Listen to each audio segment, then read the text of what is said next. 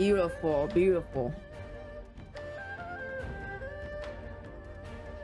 Before anyone asked, you got Jichuan and Xiaofeng? Yes, I did. I got both of them. Okay, let me start on TikTok now. Give me a second, y'all.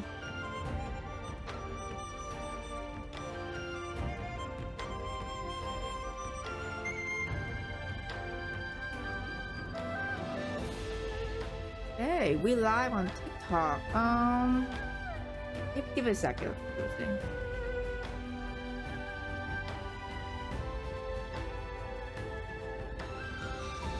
Do you guys get Jichuan yet? Junior, I forgot. I think I missed your messages. But did you got her?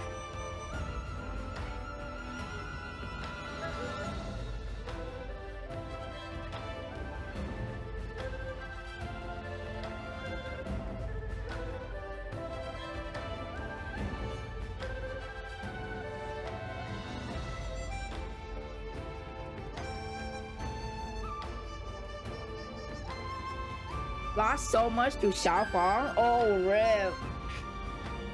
But do you still got Xiaofeng? That's the real question.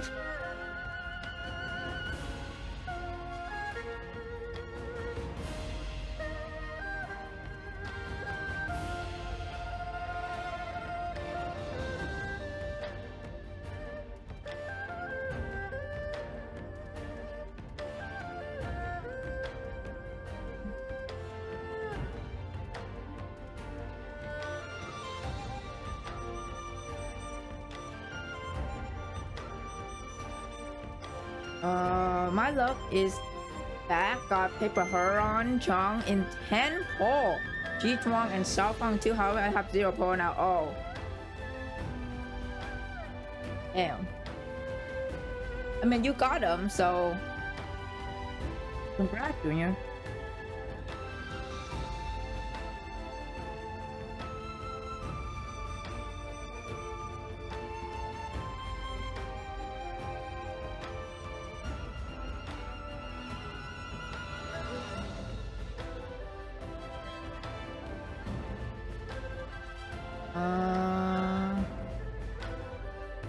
Hey, a lot better than last month where I lose everything 50-50. Yeah, see? Like, listen, you might not, you don't have zero, you have 0 pull now, but at least you got everyone. You got everyone in both games, so it was worth it. You know what I mean?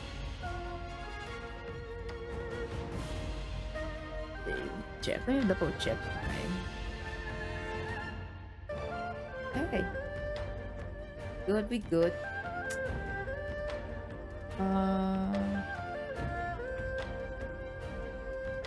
Friend in euros, I have, oh, fair. Saving for Lauren Butterfly in reverse and whoever next on PTN, yeah.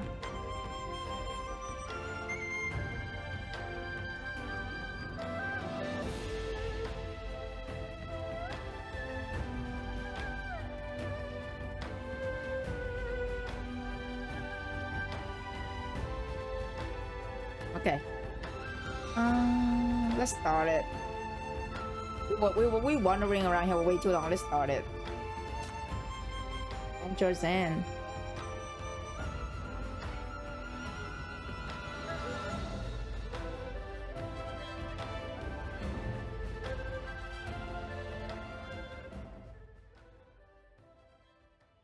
North Wild Gale's ring shop on steel. 1,000 frozen peak lies arch in steel. Behold the divine art that squares the snow, granting the mortal the springtime glow.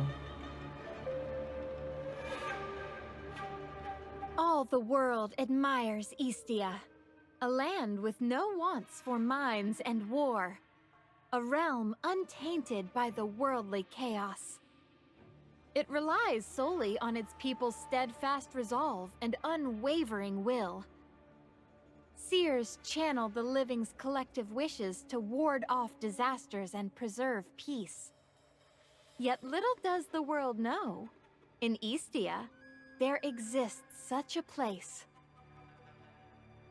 This territory has neither deity channeling seers nor land nourishing blessed energy.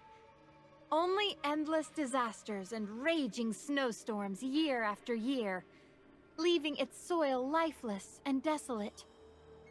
This place is the frozen earth beneath your very feet. Northwild. Each one is so good looking. No, literally, she's so beautiful.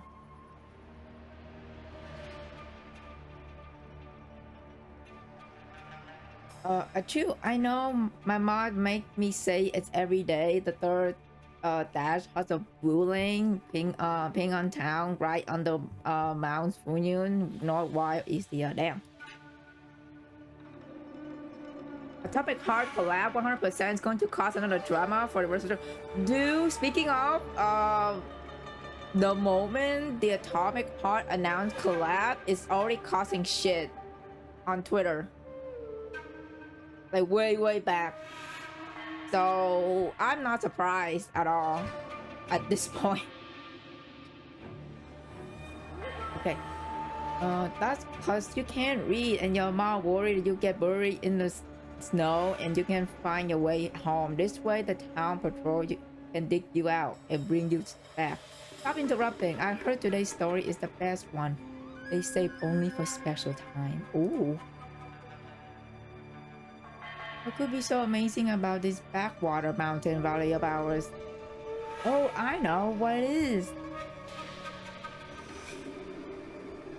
That's right, the one you can't stop laughing about even in your dream. The coolest people from our hometown. Look, you can find nowhere else in the Northwild. Martial heroes. Oh, You're not entirely wrong. But even I've grown sick of the cliched hero's moral awakening and journey into martial arts. Why don't we try something different today? Have you ever heard of North Snow Manor? Oh, North Snow Manor. Look up and behold. Deep within the clouds, atop Mount Fuyun, this mysterious manor has been hidden in the snow for years. Legend tells that it was once a place of ethereal peace and beauty. But alas, its fame has faded after years of snowstorms. And no one has so much as glimpsed its true form since. Gonna say, would love PTM bringing event character back, like reverse stuff, like Stargazer, Serpent, Darien, Anther, etc. Have not appeared since then, while reverse have DG and who maybe was still appear. Dude, literally, okay. In the collab, right? In the recent collab we have with Kasai, at least they bring like back Priscilla and Tetra. So hopefully in the future they bring back the old characters that we used to love too, because they need more story fresh out, you know what I mean? To be fair, Atomic Heart is kind of not a good game you love moment. Yeah, no, you know, that's fair. That's understandable, yeah. I genuinely thought they didn't do the voicing for this event when the kid have no voice. No, I feel like some characters do voice and some did not. But recently, rumors have begun to spread throughout Northwild's martial world. They say the manor's current master is none other than a frail, sickly maiden. Each one! What's more, this young manor master is said to possess a legendary codex called the Snowquell Arts. Ooh. Once word spreads, those usually elusive martial heroes all begin to stir. Some worry this may break the decades-old equilibrium of Northwild's martial world, while others are simply curious to catch a glimpse of the suddenly resurfaced North Snow Manor. By now, all these martial heroes should have already gathered at the foot of the mountain. Ooh. Is this us? Or someone else? I think this is us. Damn this weather! If I'd known how bad the snow would be, I would never have come. Oh yeah, I was so happy to see Tetra. Yeah, Tetra and Priscilla. Bring me some liquor, lad. Damn, someone is angry. My apologies, sir, but our humble establishment is so busy today that I'm afraid we don't have any empty seats left for... Then tell those sightless bastards to make room for me! And if any of them refuse, tell them who I am and make them think twice! Jesus Christ, this guy. And sir, may I ask who you are? A reckless monk who dines on wine and meat, whose iron fists crush all evil, merciless and unforgiving. It is none other than the delightful forest master, Jiubei. Jiubei? This boy acting is so over the top. No, it's getting better and better and I love it. I know him. Ma has told me about him. They say he's so strong. He's so strong he can send someone from one end of an alley to the other with a punch. He's that powerful? And why should anyone fear that dangerous manner and mysterious master with him around? But courage alone is not enough. None of those who have gathered at the foot of Mount Fuyun with their various ambitions are ordinary folk.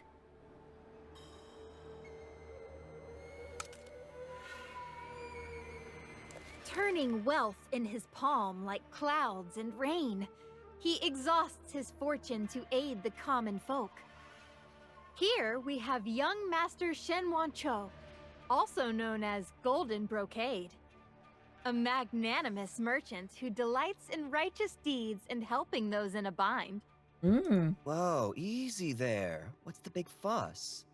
Now, anyone willing to give up their seat for the master gets a silver ingot. Tonight, all the food and drink in this inn is on me. Just do me this favor. How about it? Huh. Are you mocking me? Don't think that I don't know what you're scheming, lad. I fear that we might have a fucking fight in this area, in this establishment. Oh, he doesn't sound too glad about the offer. They're not gonna fight, are they? Even the kids know. Not so fast. As long as the Phoenix Princess Ji Guining is present, peace is always guaranteed. Listening in silence, the Lady of Imperial Blood continues the story with her elegance and eloquence. We already got introduced with so many characters already. Young Master Brocade's kind intentions are truly admirable, but the martial heroes value their dignity above all, and particularly despise anything that smacks of charity. Master Wu Bei, if it pleases you, you're more than welcome to join me at my table. Who would have thought that the Snowquell arts would draw out even the renowned Lady Ji, who rarely leaves her Pipa pavilion? Forgive an old man for speaking out of turn, but these bitter mountain snows are hardly good for your leg condition. Okay, finally a woman talking at me. Junior, I can't with you right now. Oh my god. The art looks so crispy and it's nice too. I love it. And who is this now? Yin Yangshan, the immortal healer. He diagnoses and treats sickness with his mad words and skillful hands, bargaining with ghosts and gods for mortal life. The legendary Dr. Yin. I have long admired your reputation. To be able to accompany the immortal healer to North Snow Manor, this is truly an honor for someone with my humble medical skills. Silver Needle Gentleman Zhu Shen. For 10 years, he sharpened his rusted needles, only to one day aim them at the dragon's gate. With scaled armor hidden under scholar robes, he is a clap of thunder lurking beneath the calm surface. I didn't bring you here to watch you keep up this scholarly act. You've stumbled into the martial world now, and you must understand that here, we care less about seniority than strength and character. Everyone here is of great talent. I, Ma Ling, shall raise the first toast to you all. Oh, he's boss, so he's the bad guy 100%. I'm fucking crying, bro. Oh my god, you got. General Invincible Ma Ling. A hero of humble origins, she rallies elite fighters with her loyal heart and righteous spirit. Oh my god, female Steady general? as a ceaseless river, she holds her halberd high, but her spirit's higher. Even across mountain passes.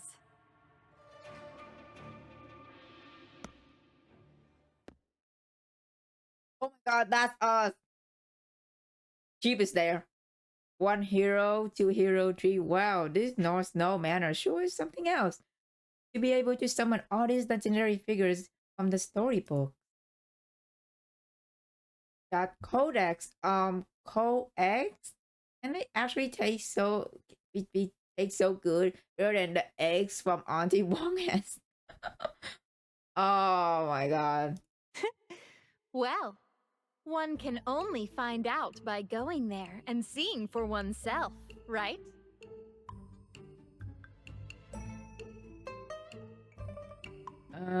Shoot. Where is going to that manor? To North Snow Manor?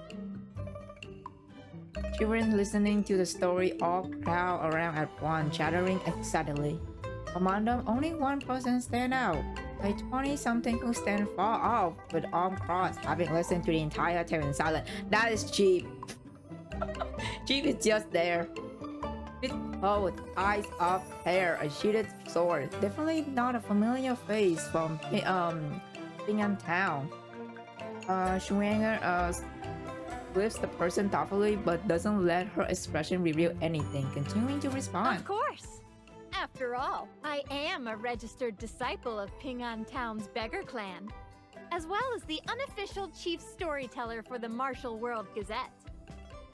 I must attend such a rare Martial World event to bring back the freshest, first-hand stories for everyone. With that, she taps her wooden stake against the edge of her broken bow with a sharp clang, bringing today's tale to a close. When she looks up again, the unfamiliar figure is already dwindling, heading towards Mount Fuyun. Oh, Jeep is gone.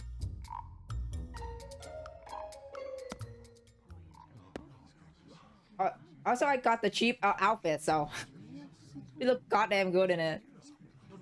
Honor guest, I'm afraid you'll come at a bad time. Our humble establishment is fully full today. Oh my gosh, she's here. Jesus Christ, cheap. No problem. I just need a place to shelter from the snow. I hope that won't be too much trouble for you. The young traveler had treaded through snow all the way up to the mountainside.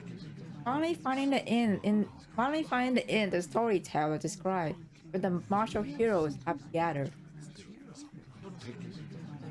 The attendant doesn't turn the polite guest away and simply pour a pot of hot tea just as he is about to turn and attend to the other guests.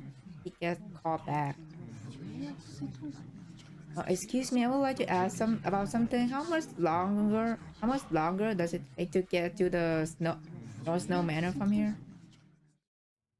The moment North Snow Manor is mentioned, the inn fall completely silent. Oh, we got the crowd attention. That's not good. Also, cheap. Hello. You look so good. All eyes fall upon the young traveler.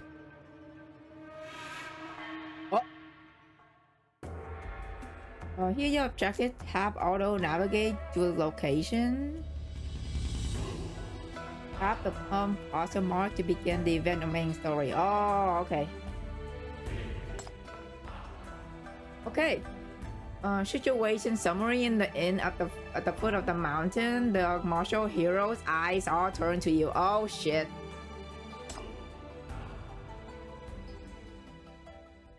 Okay, several days ago at the bureau. Okay, so we're giving more the backstory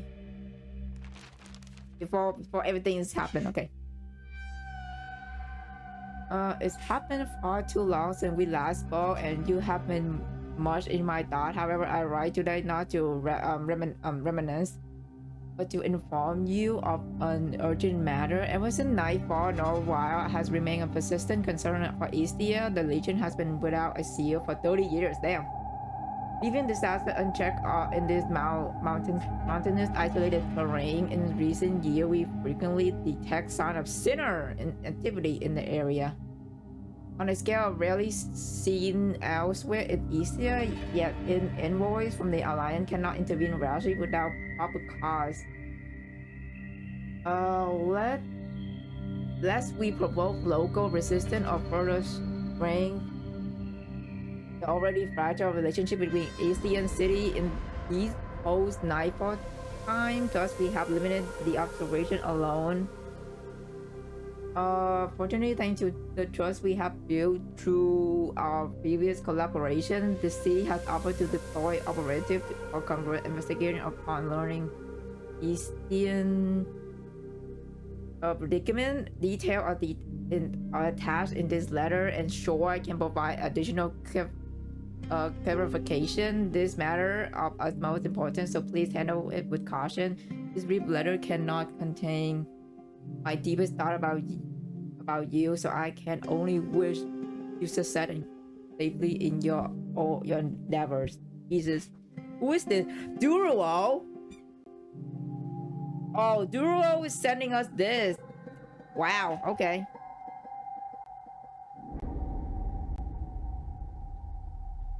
The city had offered to deploy operatives for covert investigation. You click your tongue and glance sideways at Shore, who's waiting for you to finish reading.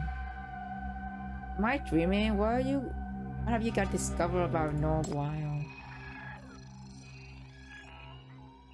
I'm pleased you identified the key issue. The matter requiring your attention isn't actually the letter itself. Something that's currently both closely tied to sinners and under heavy scrutiny. I'm sure you already guessed that what that may be, Chief.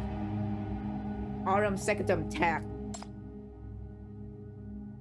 My guess is improved. Give me something concrete. As you suspect, we initially paid little attention when we received the letter from Envoy Duo, that chain when the city contact in the Farlands reported back. Pretty sure it's involved in Autumn Secondum smuggling. And ECR Norway is one of the buyers. Okay. Moreover, these transactions have been going on for several years. Wow, okay.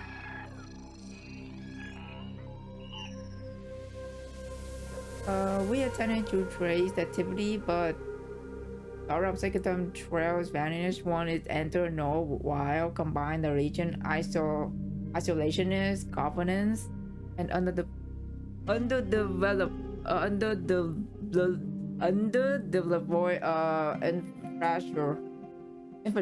infrastructure of operative couldn't function effectively. Jesus. Something that requires such elaborate effort to transport couldn't simply disappear. Most likely it has been converted into another form and put to use. This actually provides a breakthrough for investigation because the key difference between artificial tech and hyper-Q is that only sinner with the compatible type of maniac can harness. That group of sinners who have suddenly emerged in Norway obviously prime suspect.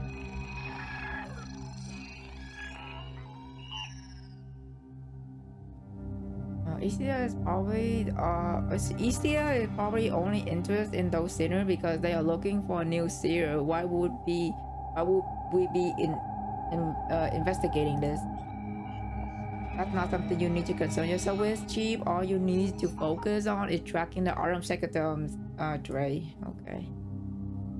Judging by how insistent Duro sound in that letter, I'm guessing you're sending me on this investigation. only another field assignment to the Outland, or you're not giving me the full briefing? We choose you because easier trust you. No other agent can act with the degree of freedom you have in Eastia. Making it easier for the city to look for an answer is after under the guise of this joint investigation. You must know more than know that an isolated valley, chronically, depending on Autumn Kingdom, naturally raised suspicion for the city. Autumn Kingdom isn't just an inferior substitute for hypercubes. It's a critical link between the underground and farlands.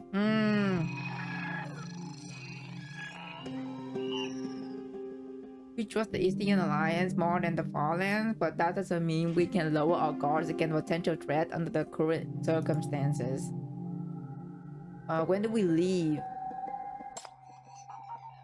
A recent rumor in Northwire is drawing many signals towards North Snow Manor. This provides us with an excellent opportunity for our investigation. Convoy is standing by outside the bureau, but there's some information you need to know before we depart. In the Northwire, signals are commonly referred as the martial heroes, that are a term rooted in the martial art culture that had flourished in Eastia since ancient time. To tell you plan in during the operation, we arrange a correspondent identity for you as well. So that's how it's happened, huh? They literally dressing her up like so good. Sand Snow Wanderer. Sheep, a lone rider wandering the world covered in Eastern snow and this city sand. Are you planning to stay bundled up the entire time we in Norwile? Unstable signal. This sinner gathering in Norwile happened too suddenly. Didn't have time to adapt equipment. A low temperature environment. Why do you keep cutting out? Underdeveloped infrastructure. Eastia has signal bases outside Norwile, but clearly coverage is poor. No more rail. Keep communication brief. If you need backup, support is standing by outside Norwile. Damn.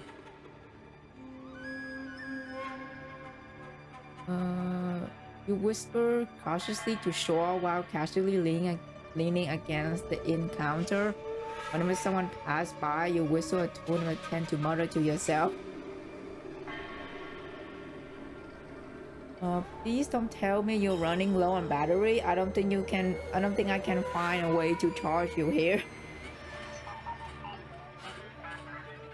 Red easy, I'm on power saving mode. Besides, even without me, you're handling things well. When everyone was staring earlier, you quickly changed the subject and distracting them. For sure, yeah, sure is literally a fucking iPhone like right now. He's our battery. How am I supposed to know this display would be so cut off that you don't even have map data? Seeing the attendant approaching the counter with hot water, you quickly press shore down to hide it. Fortunately, the attendant only refilled your tea before hurrying off the other table, completely oblivious to anything unusual. The inn hasn't seen this much activities in ages, and he's already run off his feet trying to keep up. Whoa! Hello? The NPC is so beautiful. Both man and woman, hello? Use your snow soul, sir. A potent brew unique and Norwile distilled from water of 30, not 30, what the heck, of 3 years old snow from Mount Fuyu. Only one jar is made each year. I hope you enjoy it, bro. They are so gorgeous. What a fierce flavor. Indeed, a priceless treasure. Ooh, my silver was well spent. I've heard that drinking this while circulating one's inner energy can even calm restless qi. Mount Fuyun really is an excellent place for cultivating one's spiritual essence.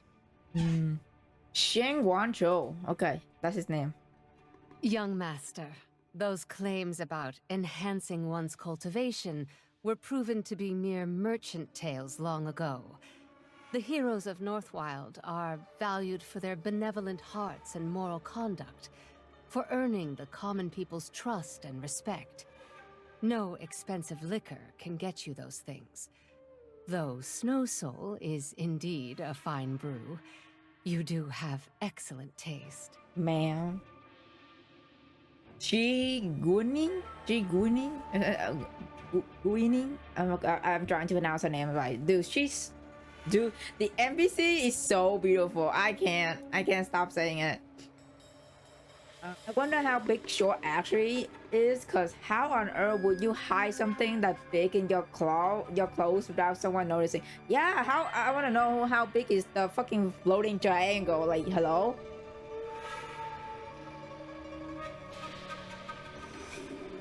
Based on your limited free mission intel and what you learn from the town storyteller, you piece together the context. The martial heroes and seers here are indeed share the same origin, both drawing power from the collective will of the people. But while seer relies on divine oracle, martial hero focus on doing the good deeds. Okay. This cultivation they speak of, you continue listening. Oh, I didn't expect you to be such a connoisseur of fine spirits as well, Lady G. Martial principles can indeed be found in cups of wine. I see we're like-minded in this aspect. Perhaps you and I could exchange a few moves when we're free. I'd gladly wager a bottle of my finest Western Crimson Flame. Sir. Already Oh my God. for action before we even reach the mountain? Perfect. This inn's got plenty of space. Hey, Egghead! I have long heard about those silver needles of yours, how they can save lives and take down enemies. After we've eaten our fill, how about you and I have a little sparring match? I'd love to see what you can do. Bro. Hello, ma'am? Dude, the female general. Oh my god. Marlene. Hi, Marlene, ma'am. You're already my favorite so far. I don't know anything about you, but you're my favorite so far. Hi, Marlene. You flatter me, General. Your halberd swept away all the bandits in the northern mountains. Now that's true martial skill. I'd be pleased to receive guidance from you. Lucian. Okay, How oh wow, okay. wonderful. You younglings have such composed auras, and I can see a glow of vitality in your eyes. Seeing such vigor in you all makes this old man feel rejuvenated. Yin Yang Shen, okay. Old Yin! Quit Did showing it- off with all that Ji Yubei, fancy okay. talk. Why don't you take a look at me, too? Lately, my body's been stuck going in circles at the third stage of Vajra exorcism, and it's driving me crazy. Stagnant cultivation. Has his special power reached its limit? The immortal healer brows furrows with concern. Ube, why is your chi and blood surging like boiling water? Your young energy is overflowing and seems to be clashing with this mountain's coldness. You must be extremely careful these days. Don't force yourself too much. Bah! Nonsense! Tonight I'm going to devour every last bit of this coldness. Let's see what's tougher, this blizzard or my bones. Uh-oh. Without any warning, Iwube slammed the table and shoot to his feet, launching a palm spike directly at the immortal healer sitting beside him. Uh-oh, are they fighting now? Surprisingly, the healer showed no anger and began sparring with him in earnest. Yup, they fighting. As you quietly marvel at the wild custom of this place, the eager general also spin around and throw herself into the fray. She was like, okay, let me join in this fight. Dude, they literally sparring right now. Hands switch through sizzling wrap while blade tears through the frigid air. The figure crisscross in wild sweeping movement. The sharp waves from the technique shaking dust from the rafter above. Their physique and speed have indeed far exceeded the bounds of an ordinary human. You duck behind the counter for cover and gently tap Shore in your arms. Their speed, strength, resilience, and weapon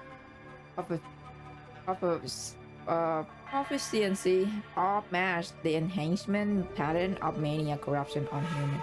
They all appear to be at least A-class sinner. Look like we already run into our target before we even reach North Snow Manor. The power is somewhat different from the city's center. Can't quite put my finger on it, but it's pure and more unified. Perhaps this is the internal force mentioned in the materials you give me. My shackle on picking up any corruption and punctuation for now. Have you noted anything special? Shore is completely unresponsive. Uh-oh. Tap Shore again. This time is clearly making an effort, but after struggling against your chest and emitting some electrical crackling noise, it's give out completely. Oh, Shore is done. Shore is out batteries. Thanks for nothing, I guess.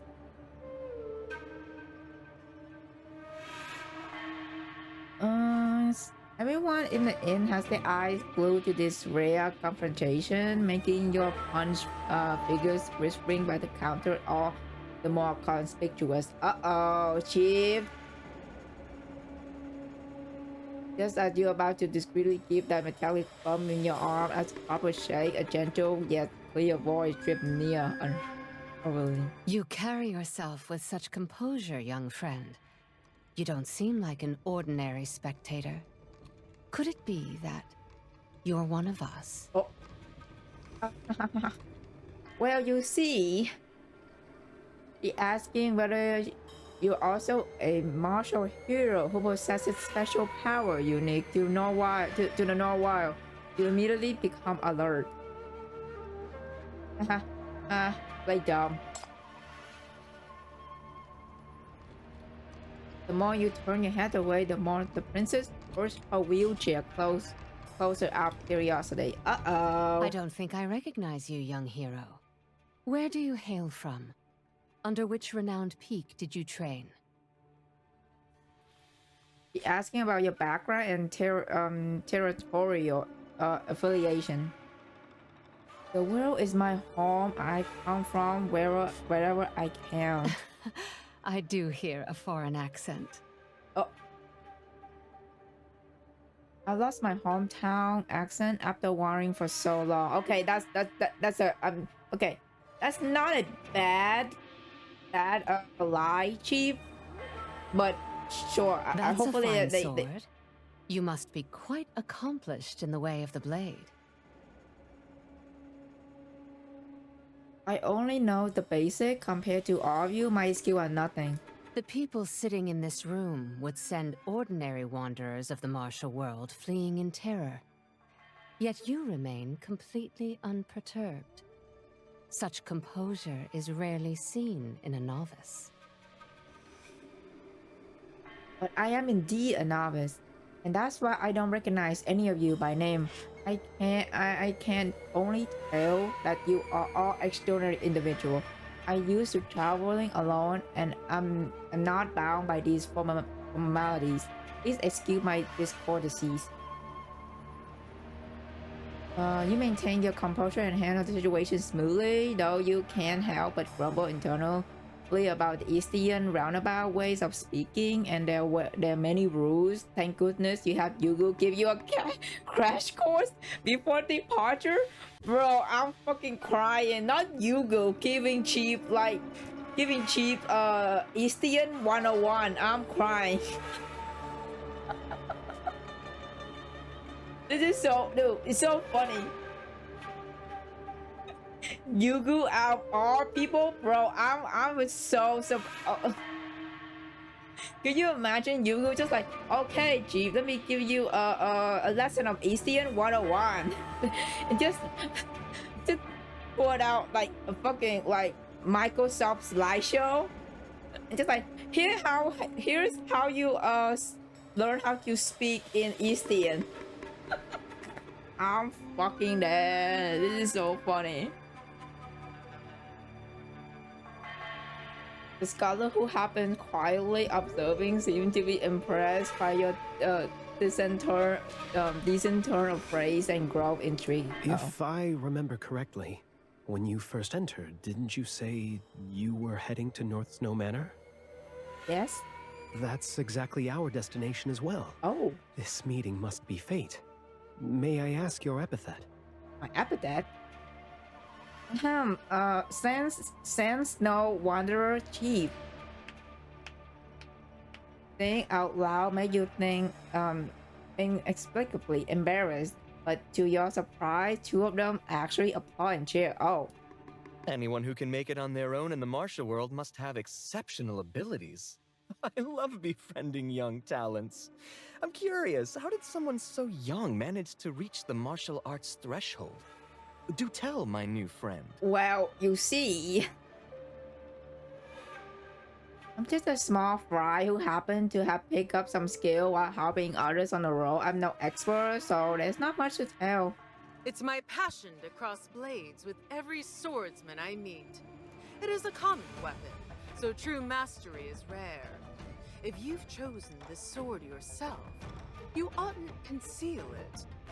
Show me what you can do! Oh my god, I love her. Oh my god, Ma Ling, I love her so much. Before you can refuse, the general has already seized her halberd and bolts over the table edge with one hand, swooping towards you like a sparrowhawk.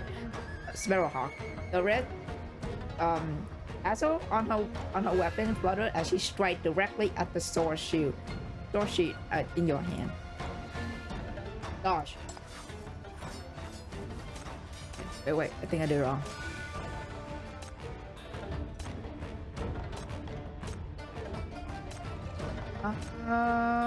Okay, there we go. I was so confused, but I got it. While your answer happened flawless, actual combat will inevitably expose you. If you activate your shackle here, everything the manor's gathering, the convert investigation will be for nothing. Dude, we already in a fight. Is PTN is good? Yes.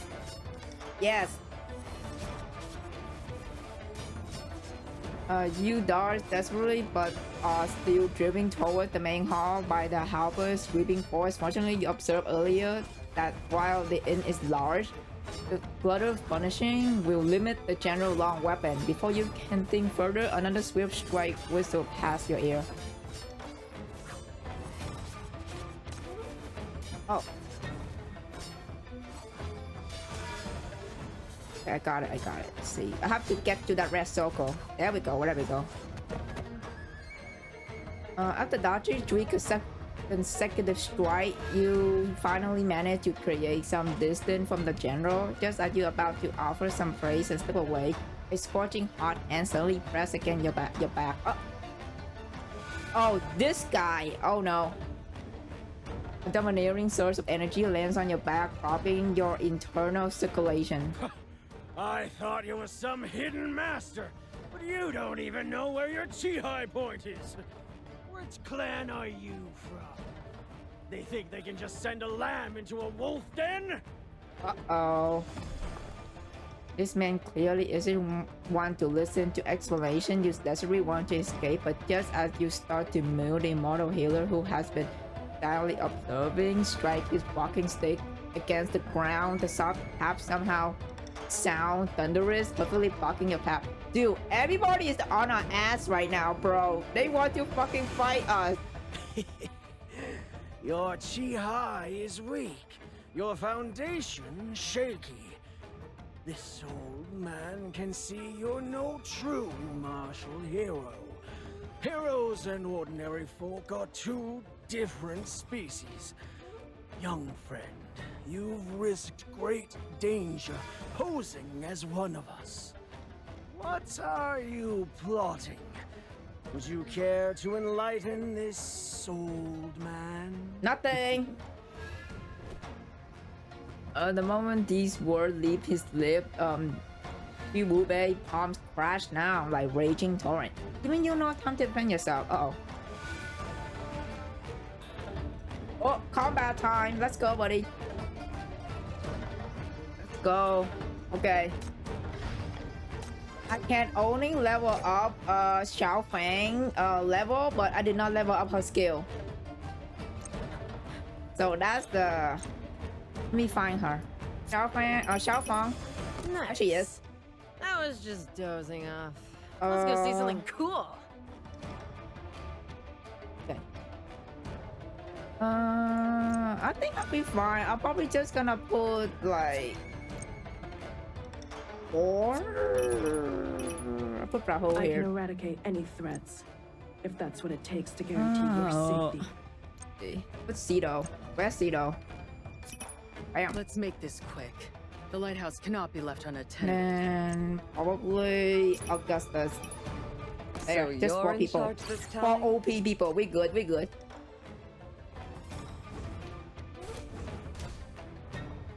Oh shit! This guy walked past through. Oh.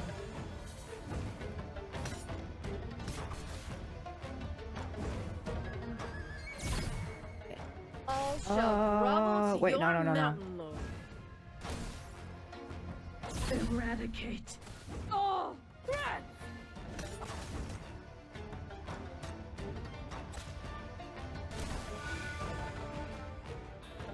Easy. You did it. Okay. Barely set foot in the know while and already find yourself in such a sorry state. You practically tumble your way out in the gaze of those martial heroes behind you, piercing like needles. In their eyes, you have become a deceitful fiend who infiltrate their pack. Well,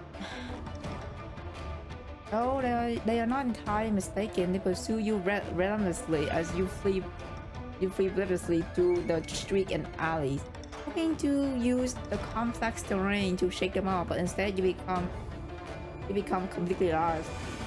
Oh, cheap. That's not good. Just when you become trapped, a soft voice urges you from behind. Who is this? This way! Quick! Turn left! Oh. Who is this? Who is talking? Footsteps of the crowds are already closed. No time to think. Continue forward. Oh no! Wrong way! Duck down! Watch out for the darts! Thank you for the help. You instantly duck down as the black iron dart grazed your hair and threw into the mud wall behind you. Jesus Christ, That's these right. guys want to kill us. See the haystack by the wall? Come here. No one will find you.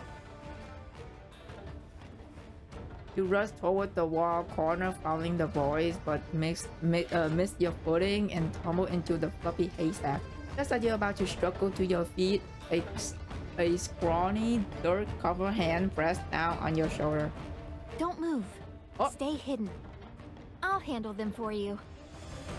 Thank you, whoever you are. Thank you for helping us. That little scoundrel runs faster than a damn mountain rat! Radiating the internal energy, Jiwube, every step shake the ground, causing the muddy snow to splatter everywhere. The flying eyes nearly hit the scarlet face behind them, but General Marling arrived just in time to sweep it off before resuming the pursuit. The snow's too deep. The tracks are all messy. That young woman seems to have some decent skills. Perhaps we are being overly suspicious. If she really is heading to the manor, I'll have to apologize to her when we meet. And then I'll spar with her. Okay. I don't give a damn who she is. I'm here to stop those who don't know the rules from disturbing North Snow Manor's peace and ruining my plans. Okay, calm down, big guy. Jibube doesn't give further Jay turning back while cursing under his breath. Suddenly, a grimy figure dogs out from the side, appearing almost right in front of his face. Wow! It's Master Wu Bei! And, oh my, all the famous heroes from the martial world! Am I dreaming? Martial heroes are all taking back. Young friend, have you seen a gray-robed swordsman pass by? Nope. I tell your stories in town every day. Especially General Ma's legendary conquest of the mountain bandits, and young Master Shen's generous aid to the woodcutters. Could I have your autographs? Just sign on my back with charcoal. She's trying to avoid a question. Quite the sweet talker, aren't you? Here, take these coins. But you'd better tell the truth. Have you seen a foreigner carrying a sword? Oh, I can't believe young Master Shen is talking to me! Right. There was someone just now. I think they went into the woods over there. They ran so fast, they just vanished in a puff of smoke. I love her already. The girl has finally said something useful. Everyone looks in the direction she points to, that winding secluded path. Really leads away from the manor. Everyone, please calm down. We came here today to visit the manor and discuss martial arts, not to patrol the mountains and catch people for the manor master. Causing such a commotion over some young stranger, that would hardly look dignified. You speak wisely, Dr. Yin. We are all part of the North Wild martial world, and we should stand together. We're already so close to the manor, so let us wait here for a moment. When Lady G arrives, we can pay our respects together to show our sincerity. You stay crouched in the haystack, holding your breath as you watch the group of martial heroes calm down with their discussion. Before long, they are chatting and laughing, and eventually they leave. Only when their figures completely disappear beyond the veil and the veil of snow, does the girl who helped you out of trouble pull you out. Thank you for the help, girlie. A smiling face beneath the conical hat is looking more familiar now. Have we met before? Since you recognize me, I'll tell you my name. I'm Schwanger, the local expert who knows all the goings-on in Northwild. Oh, so she's the one from the beginning. Okay, hi girl, thanks for the help.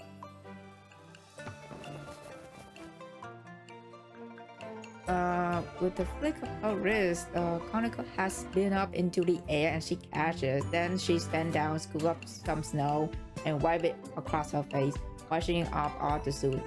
It's none other than the amateur storyteller from the town who tells up to the children. You! Do you want to go to North Snow Manor too? Yes?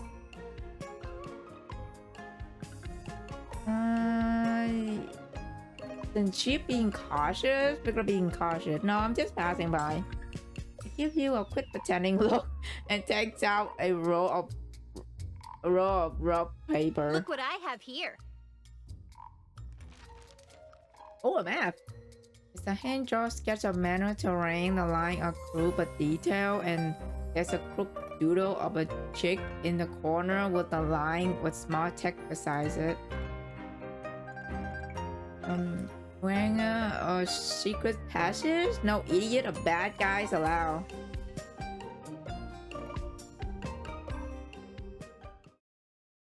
Extreme heroes, please be careful with the table. Thank you for your patronage. Hearing no response, the attendant crawled out from on the table, really, hands pressed together like he's praying as he slowly opened his eye. Seeing the chaos and the empty ink, he realized the martial heroes are gone and breathed a sigh of relief and resignation. Table and chair, 20 coin, broken bowls and dishes, 80 coins, huh? The poet just lost a whole year of Hogwarts. Innkeeper. Oh my god, Xiao Fong is here. I recognize that silhouette. Oh my god. Innkeeper? Check, please. Oh my god. She's here! This Xiao place Fong! is not bad. You get to drink and watch the show. Good wine. And of course she's drunk. And you kept me entertained. North Snow Inn is such a lousy name, though. You should call it Great Tiger Tavern instead. Dude, she's so drunk. Girl already got fucking drunk. What? Who's talking? Is the inn haunted? Oh, did I scare you? Hey, if you got anything to write with, it's not every day you run into the White Tiger Mountain Lord. I shall give you a proper 5-star review. Write down what I say, okay? What game is this? Path to Nowhere. Winds howl through North Wild Snow. Come enjoy a brawling show. Should you dare to pick a fight? Ask your aching butt. It should know. Girl, you drunk. After the reward attendant has scribbled down her words, he's find the ladder and climb up to the ceiling beam for a look, only to discover the figure has long since vanished, leaving behind 2 ingots of finest silver. Yep, she's gone. You're just dipped. The inn door has somehow been thrown wide open, and through the wind and snow, a carefree silhouette can be seen fading to the distance. Alright, let's go, Meowie. We'll head to that manor and have ourselves some fun. Time to catch the next show. Oh my god, is that her? Is that the name of her fucking tiger pet? Oh my god, that's so cute, Maui. Oh my god, that's so cute. That's literally her tiger, like, pet name. Oh my god, it is. With the tiger roar, the silhouette raised toward the snowy mountain peak. Oh. Oh, there's our girl, Shuanger is there. Okay, let's go to the next chapter. Okay, you follow the mountain path upward, encountering many martial heroes drawn here by the codex. Okay. Oh. Uh-oh. Okay. Okay. I'll put Rahu here.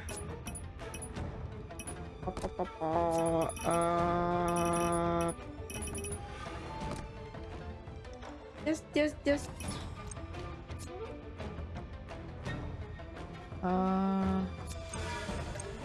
Here. Firewall debugging completed. You're under protection.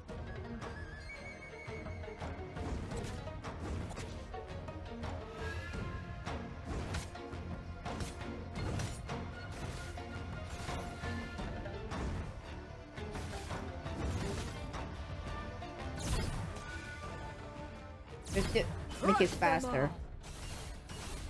Ooh, bitch.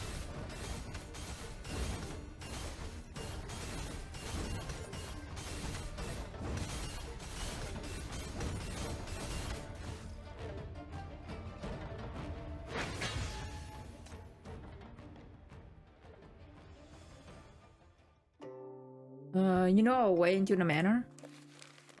You look the plainly dressed up girl up and dress girl up and down. Your gaze finally settling on the crude map in her hands.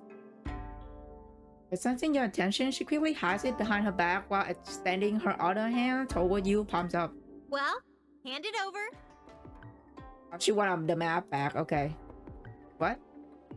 Expansion grows her while she stares wide-eyed at you, like you're not getting something obvious. My pay.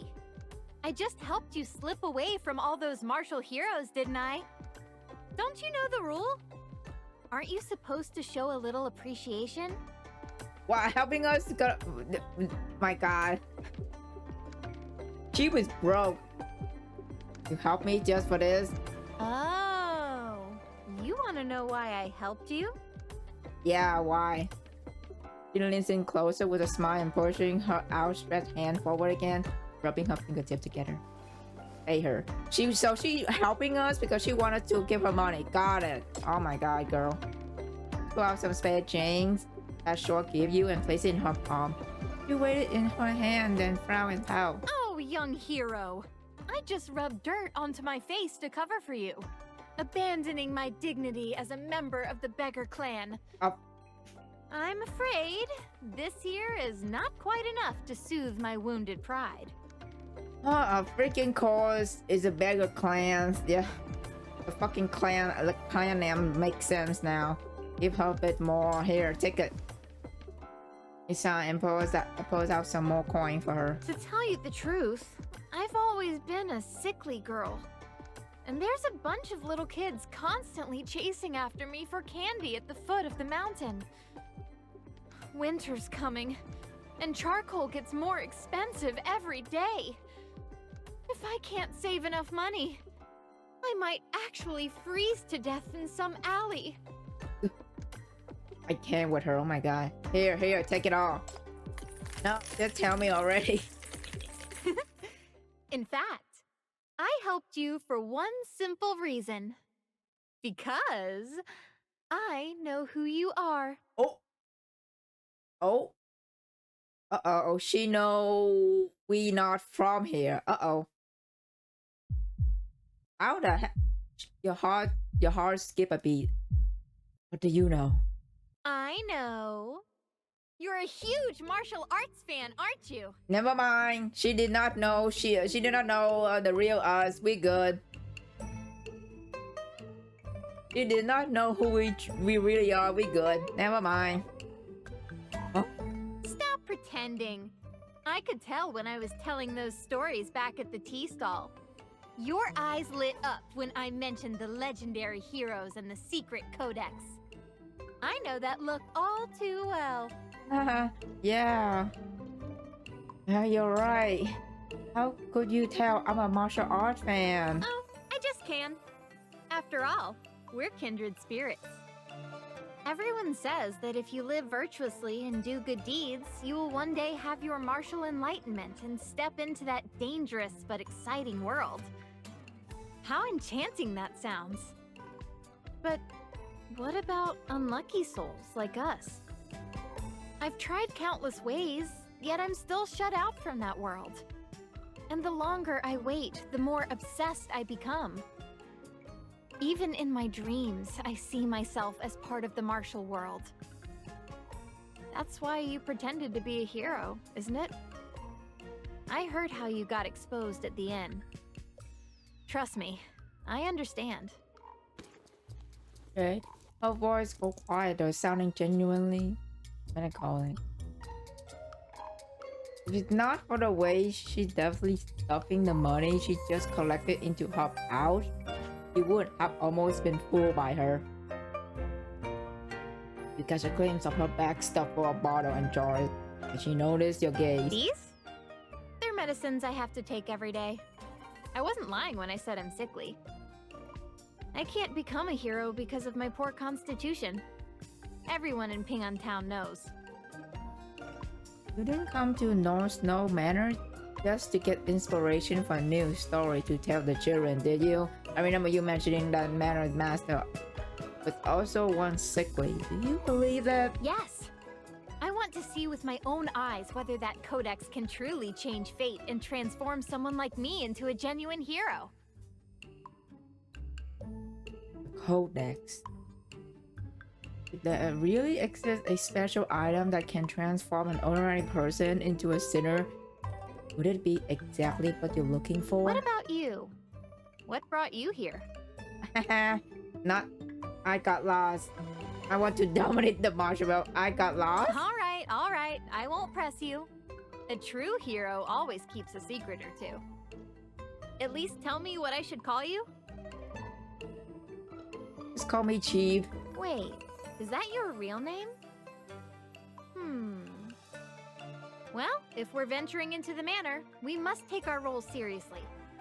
I'll call you the young hero. And you can call me Master Schwanger.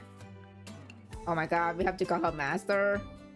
Not sure I follow, but sure. Are you ready to begin our martial world adventure, young hero? Yes. Following the cool map, she leads you to one side of the manor's entrance and step aside to reveal a hole only big enough for a dog to pass through.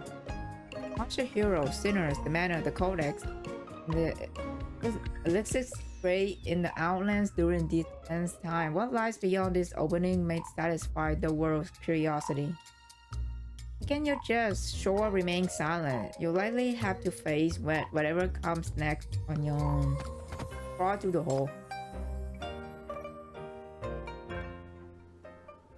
The entrance is narrow, barely wide enough for one person to crawl through. Snow mixed with ice shard scrape against your clothes, adding a chill to your bone. Just as your breathing grows labor, a cold wind suddenly blows from ahead, and a white light spread around you.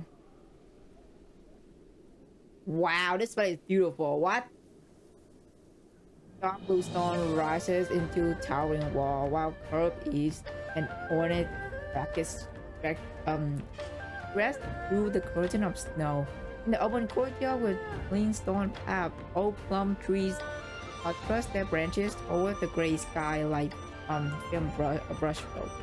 Even the dense snow cannot conceal the manor's serene, imposing presence. I've always heard that North Snow Manor is like a fairyland. So the stories are true. It is beautiful though. Jesus. Also the music, can we talk about that? It's so good. Only time for free exploration. No, that action point activation attempt but still limited. Of course, you can also skip this stage. Tap here for more information. Oh Jesus. Tap to here to reset story process. Restart your adventure into. Okay. I record all your past adventure here. Oh, thank you. Since you on my link now, I'll teach you some easy and martial art. Your reputation in the martial world will also be recorded here. What's this? Is this skill? Look like you're quite interested in easy and martial art. Here, I'll give you some codex. Learn to pace Jingo. See that? If you have enough heroic will meet the learning requirement, you can master on tactic easy and martial arts. Bro, this is insane. What is... Okay, I have zero. I have 0 coin.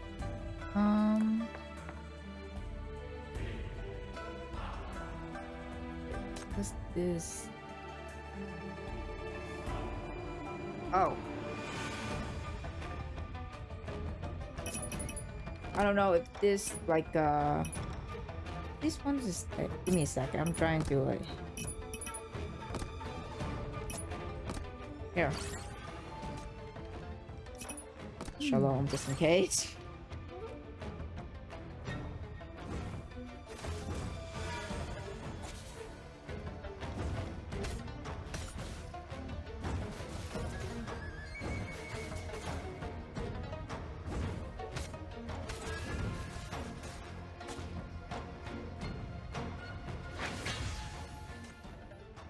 Okay, so that's the previous stage. This. You and Huang arrive at the front slope, the sides of the Oh, okay, so that's the story continue. Have to walking out. Dude, this is crazy. Look at this map. All the NPC is here. All the martial art hero is here.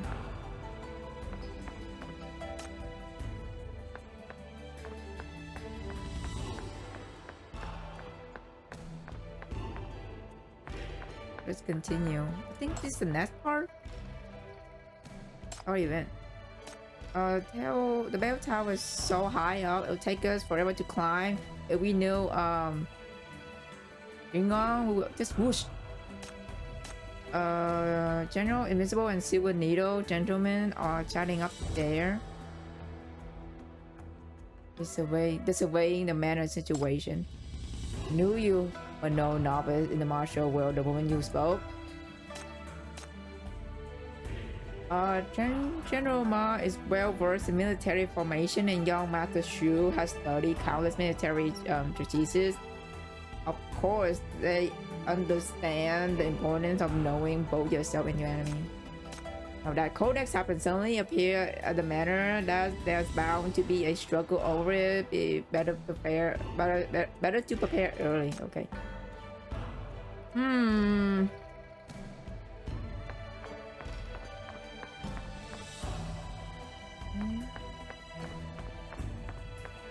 I don't want to like to go around this shit. There's everywhere.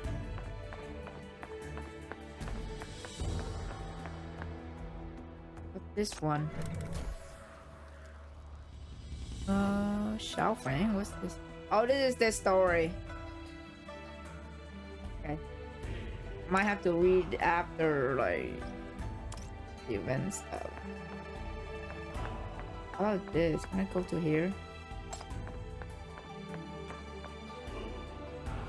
Practice his techniques alone in Plum Blossom.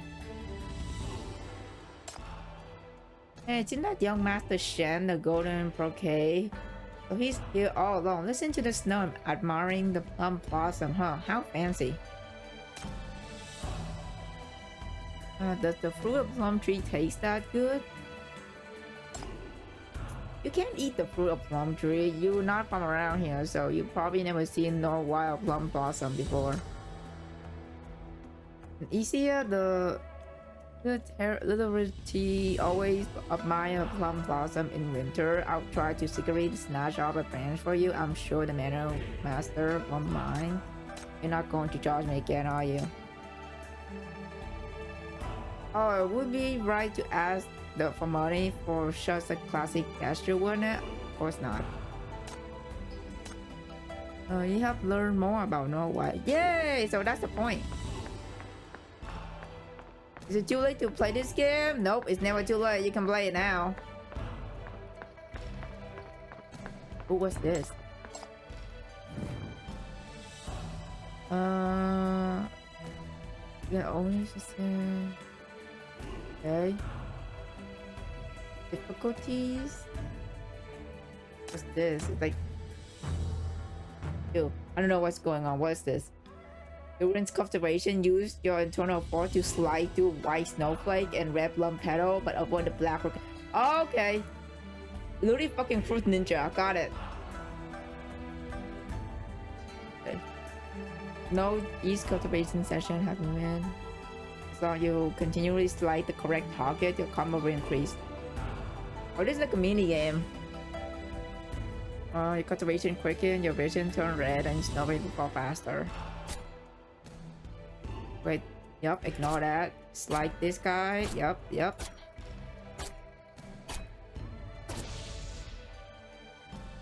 Oh my god.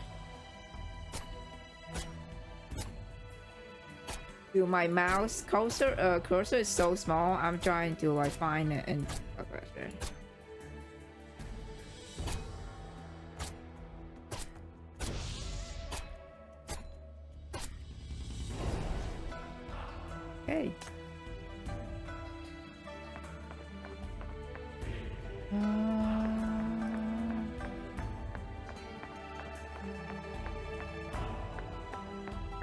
How could this? Female martial hero carrying a pipa, a piper, is conversing with an elderly man. Isn't that the Venus princess and the immortal hero over there? They are probably exchanging tales from the martial world.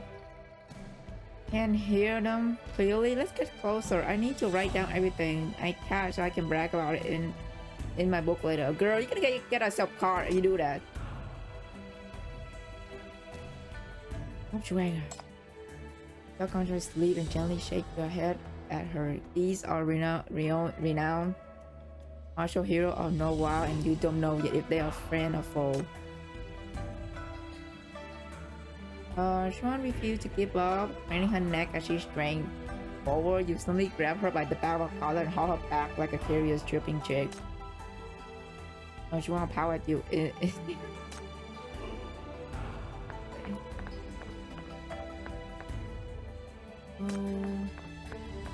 Okay. We click and then it's gonna keep. Oh, okay. Now we unlock a new event. The martial hero all seem to be headed in the same direction. So she wasn't lying when she claimed to be a know-it-all. You listen as Shuenga recount the tale of Manner's previous master. Medical sage couple had a daughter late, and the girl was crushed with a frail health. Later, the Manners fell into a seclusion as they devoted themselves to caring for her. Have a daughter. I think this is Jijuan. This is probably about Jijuan. They talk about the girl falling sick. The martial world has almost forgotten about North Snow Manor, yet this sudden rumor of a secret codex had brought minds back to that chaotic era when Norwell has no heroes. The medical sage couple were true champion of those troubled times, so it's hardly surprising that the manor could achieve such grandeur. See that? Everyone's heading to that building in the center. That must be the meeting hall. Follow me. I've already scouted the route. We'll circle around behind the covered bridge. I guarantee no one will spot us.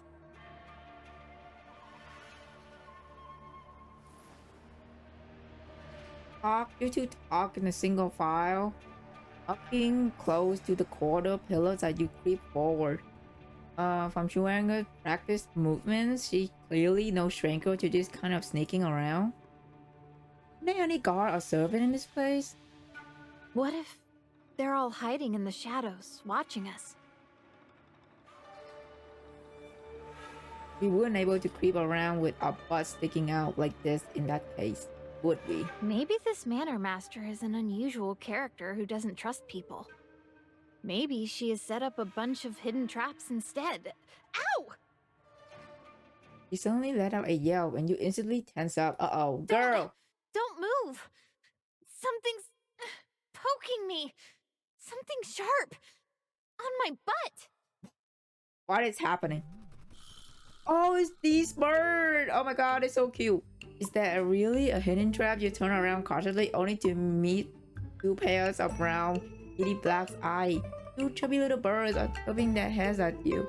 And one is even tugging at you in a close to its beak. Oh my god, it's so cute. Stop. Jeepy and chirpy. They're yelling at us.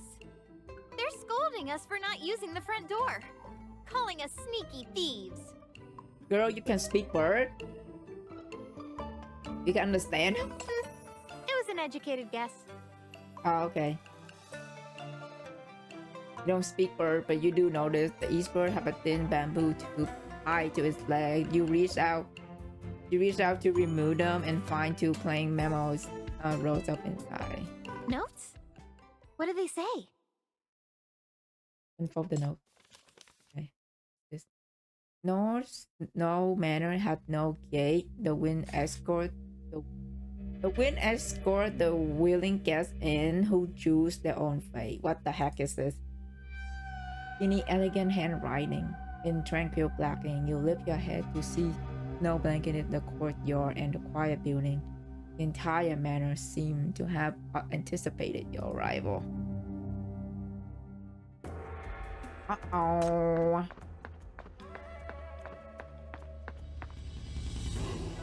Boys clamor inside the meeting hall. The martial hero has already taken their seat. Hurry inside with Schwanger.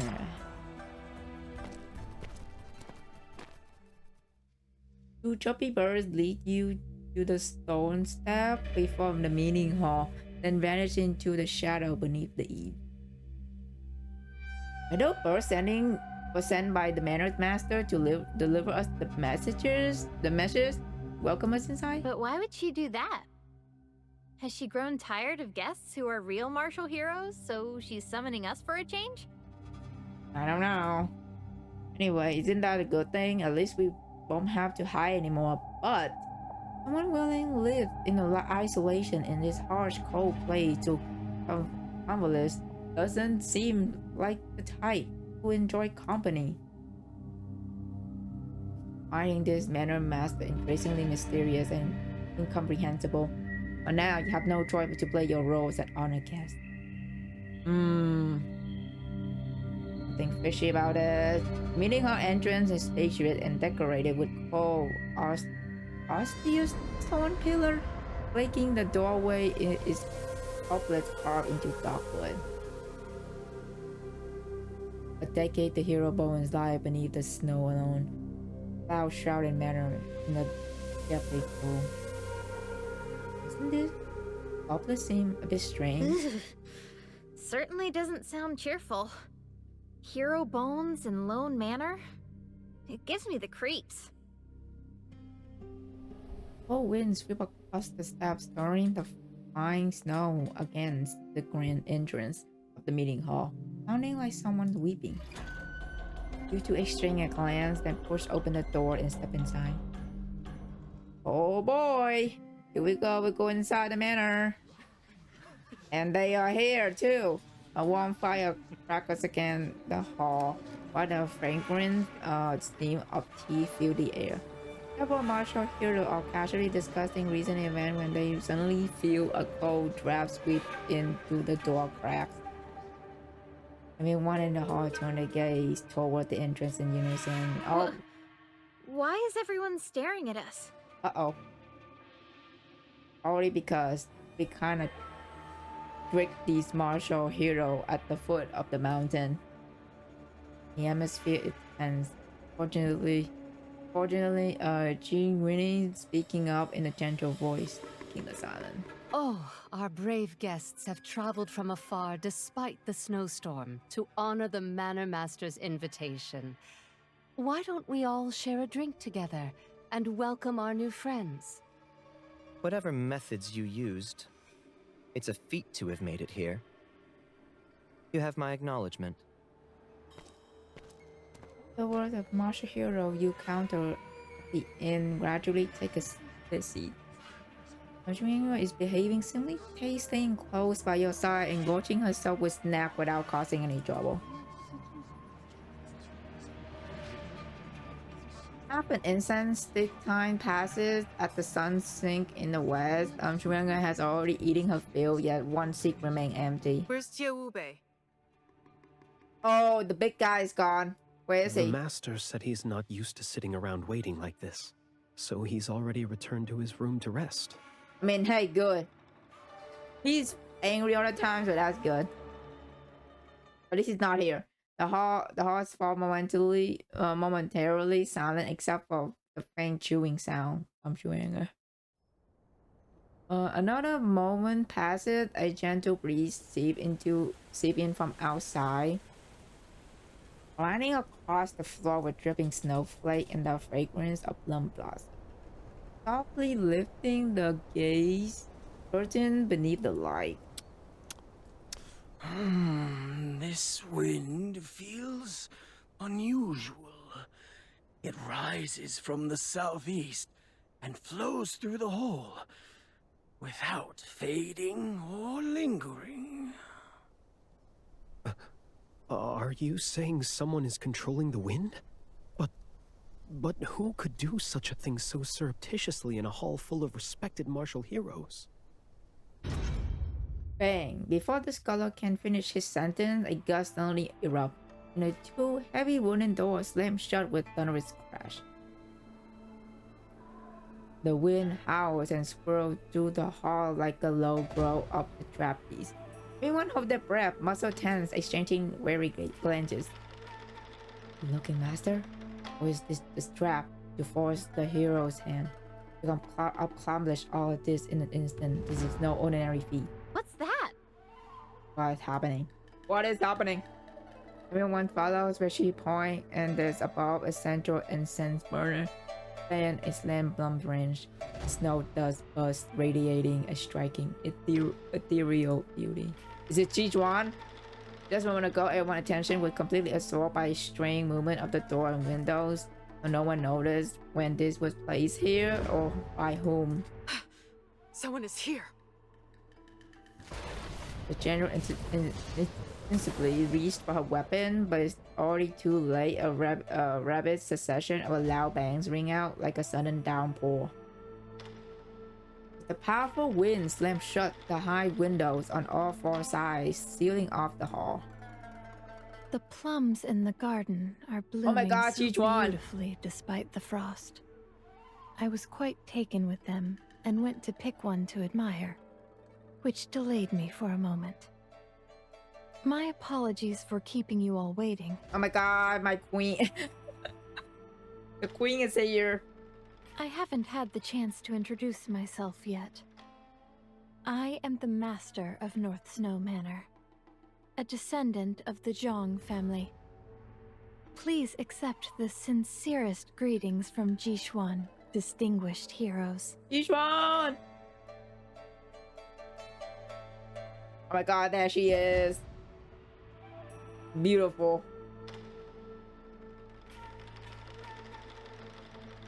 Every guest at this banquet is a figure of renown in their own right. The manor's master entrance was clearly meant to intimidate them. And it is proved effective. Heroes all understand that they could never replicate the sheer presence of display in her arrival. Why the silence, my guests? Oh, she's so cool. Several furtive glances are exchanged as if the guests are deciding who should step forward first, but the manor master already choosing her target. Princess, with your leg condition, the journey up the mountain in the snow must have been arduous, wasn't it? Only single out, Junes feel every gaze in the hall piercing her like needles.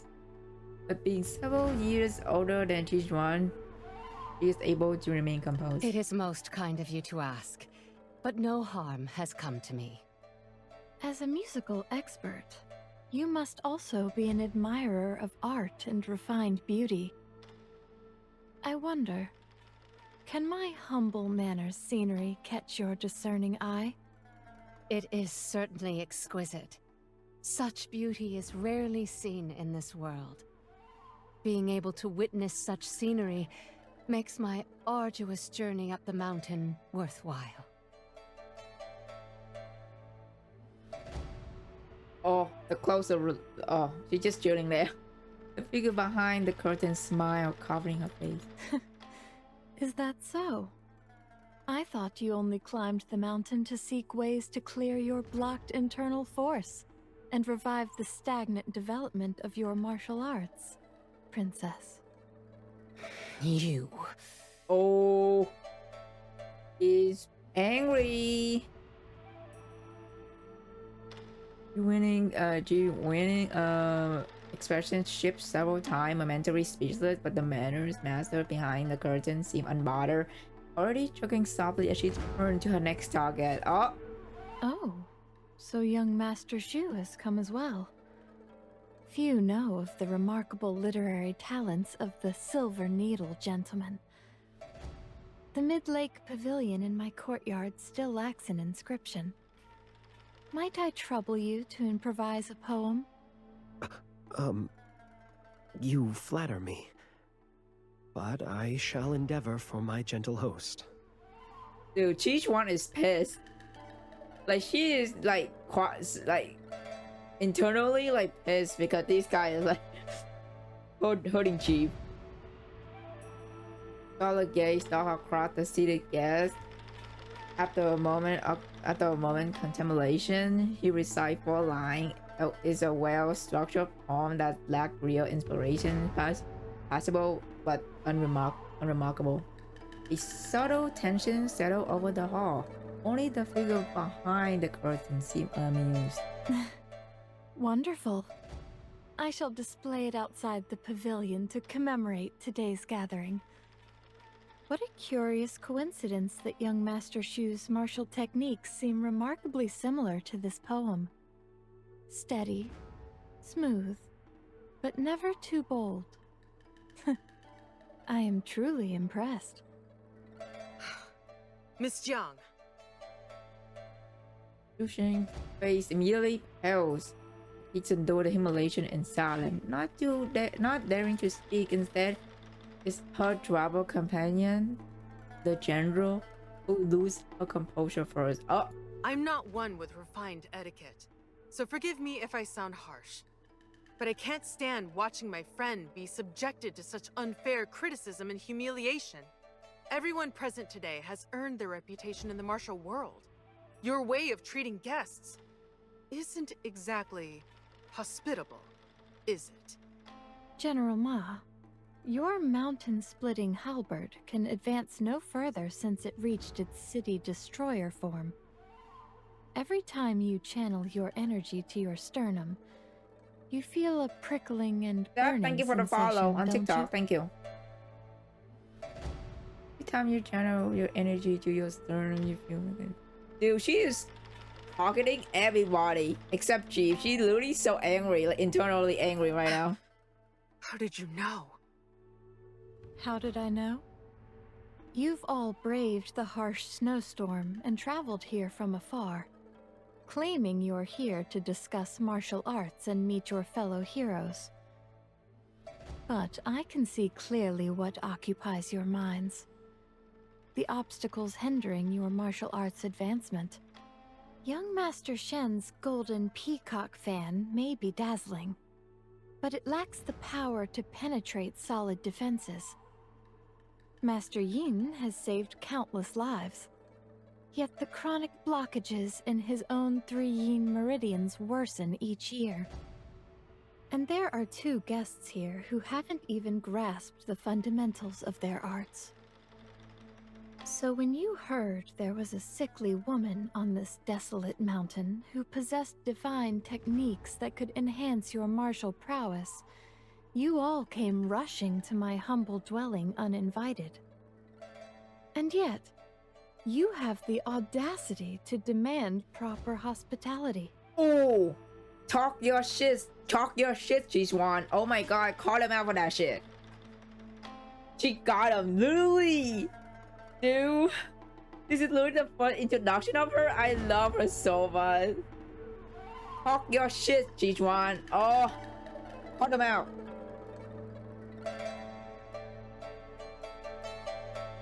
The house falls silent with only the soft crackling of the fire breaking the stillness. Everyone, including you, may have underestimated this frail, reclusive young manor master and this gathering of martial heroes. You feel it might be harder to leave Mountain than harder to leave Mount Fuyan than it was to come. Please do not mistake our curiosity for rudeness. After all, those in the martial world have always known only one path: live virtuously and learn the heavenly way.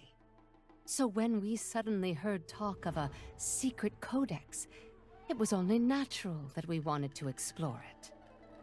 Behold the divine arts that quell the snow, granting the mortals a springtime glow. You are only curious whether this rumor's true, aren't you? Dude, the whole voice acting give me chill. Oh my god. It is true.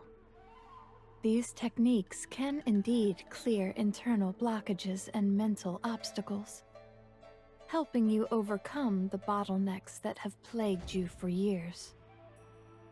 I believe the fact that I am still well and conversing with you is proof enough. However, they do not exist to satisfy your insatiable greed. Oh. What do you mean by this? What I mean is, the breakthrough you've all spent your lives pursuing is, in my eyes, nothing more than a speck of dust on my fingertip. And I have no intention of flicking it your way. Enough! All you've done is humiliate us with your every sentence. Do you take us for some foolish cowards? Well, then why do you fucking into like enter this freaking entering her property without like being invited? That's on you. The audacity. From the start, the manor's master hasn't wanted to receive these uninvited guests. This has been evading the topic, running down everyone's patience. This very moment of hiding tension is probably what she's waiting for. You expect the figure behind the curtain to remain perfectly still, watching the growing unrest among the guests. He speaks increasingly slowly. Oh. I'm only making you see just how insignificant the opportunity you've yearned for truly is when faced by someone who actually possesses it. And how pitiful and laughable your struggles are. Oh. Holy shit. She just keeps dissing though. Oh my god, I love her. Oh my god. The figure behind the curtain raised a fingertip, pointing toward the seated guest. If you want to obtain the Codex and reach the pinnacle in one leap, then let's trade. All I require is your lives. Oh, dude. I got goosebumps. What the fuck? Holy shit, Tijuan. I did not do. When I first saw her, like, character design, I thought she would to be like sweet and soft, right? I did not expect her to be like this fucking like aggressive in a way. Holy shit. She's so confrontational. I love it. The moment the words live, Lisa live, the general finally explodes into action. Her halberd flies from her grip like a furious dragon, ripping to the suffocating air with an air-splitting streak as it hurtles again, hurtles straight towards the curtain seat. Oh, they're trying to kill her now. I don't think that's gonna work. The next second, a cold gleam flashes from behind the god's curtain. The fragrance of Plum blossom filling the air as invisible energy ripples outward like waves. This internal force seems as pure as that of the other martial heroes present, but the shackle detects more noticeable fluctuation amid the turbulent air. She's not a master for nothing? No, you're right. You're absolutely right about that. S-class. Yup. Oh boy. Okay, who the fuck we fighting? Okay, thank God it's not G1. It's just regular ass mob. Okay. This way. I can push Xiaofang here.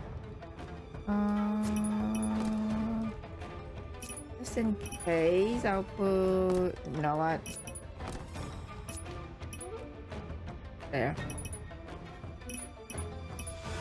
Put Augustus just in case.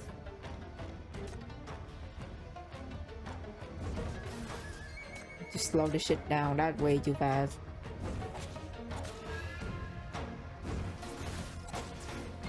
Also, the Cedo is just doing such a good DPS. Do a lot of damage.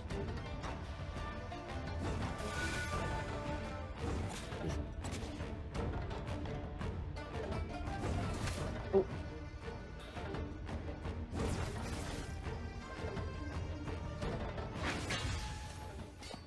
Oh shit.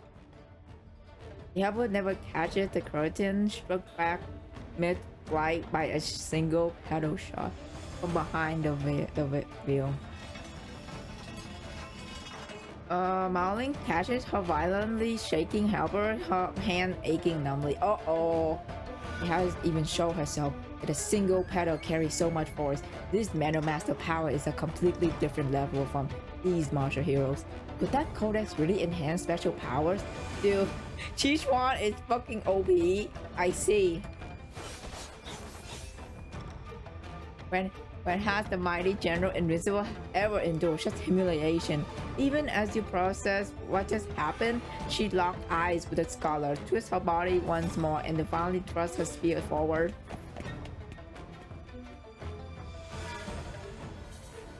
The flying pedal strike, but the general seemed to have expected this, twisting her waist to dart aside, so the assault with her helper was merely a feint. The real killing blows come from behind her. Oh! The silver needles between the scholar figures have already launched amid the earlier chaos. In an instant, the silver needles pierce half an inch into the guard's curtain. Just as the attack is about to succeed, the next moment, tremendous energy erupts like a volcano blasting forth from behind the view. Bro, G-Swan is solo all of them right now. Jesus Christ. This tightly sealed door is windows burst open. As howling winds of the blizzard pour into the hall, candles flicker throughout the room. Everyone shield their face from a sudden onslaught of snow. When they manage to open their eyes again, they see that the silver needles have somehow reversed direction, hurrying back towards them with a greater speed and velocity. Oh shit! Get back! You better block the that! needles are poisoned! Yep, you better block that! Poison needle! Thanks to his timely warning, the silver needles hit the floorboard at their feet like lightning bolts. Dude, Chi-Chuan just solo all of them. And unharmed. That's crazy. And she's a fucking healer in the game, by the way. That is crazy. It was clearly a clearing strike meant to take light. Everyone looked up towards the Mana Master Seat, where the glowing snow highlight that slender's silhouette. Still seated. She seemed posed, as if she didn't even move at all. The Manor Master's divine skills are truly unparalleled.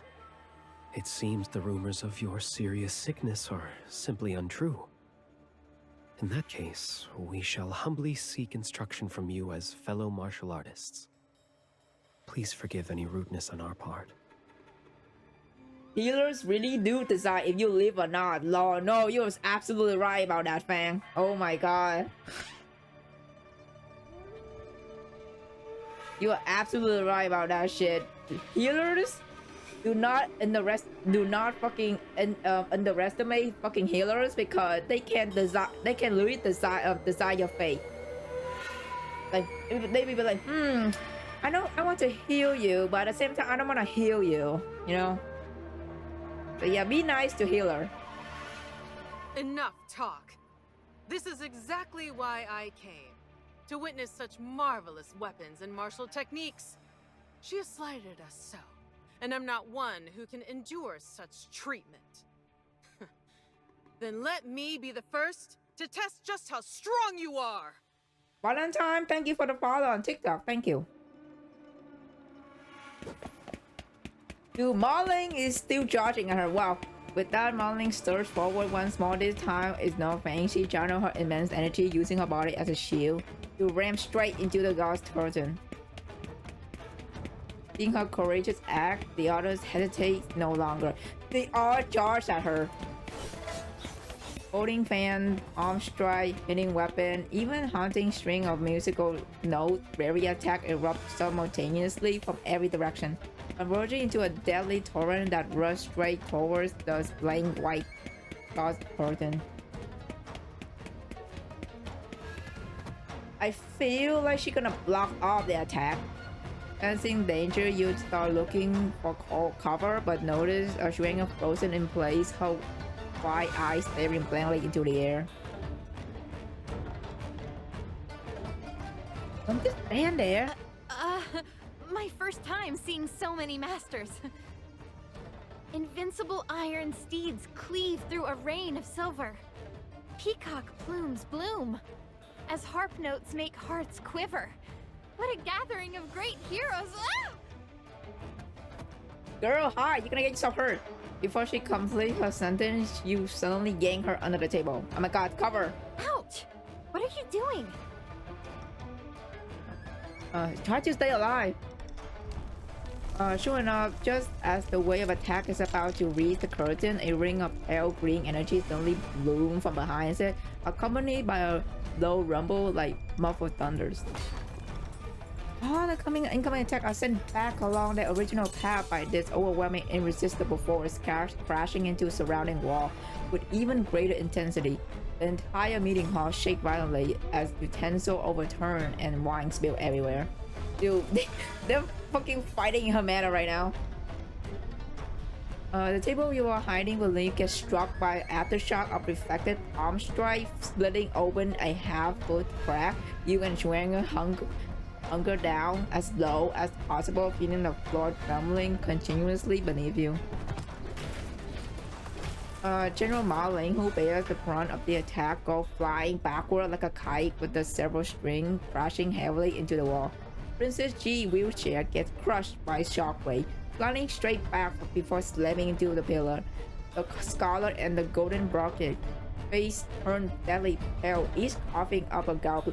Dude, how Ji-Chuan is kicking their ass. Keep in mind, Ji-Chuan is literally fucking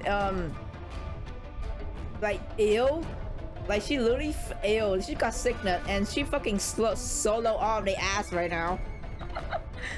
God, man.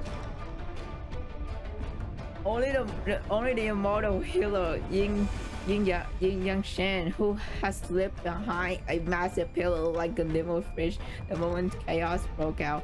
Now pulls half his face out. His eyes show no fear, but instead gleam with almost fanatical excitement.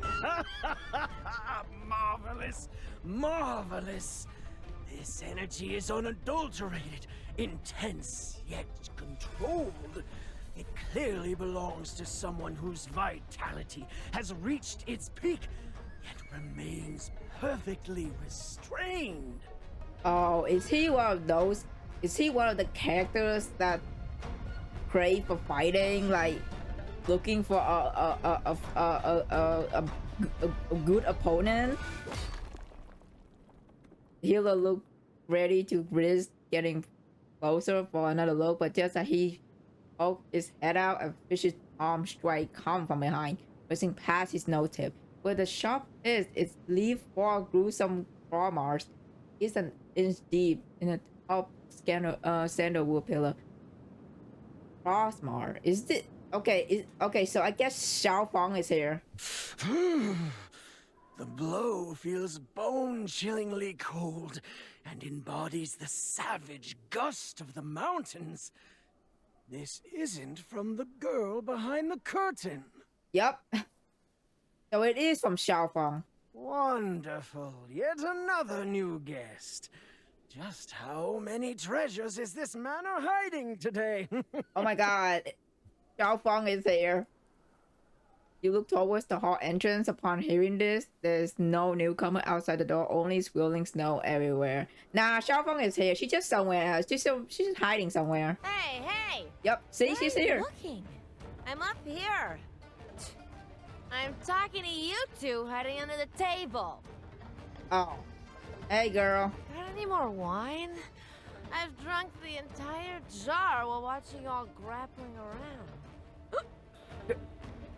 Girl is still drunk. Keep in mind, Xiao Fang have been drunk since the beginning, and she's still drunk. Forget it. I can tell you two don't have any say around here.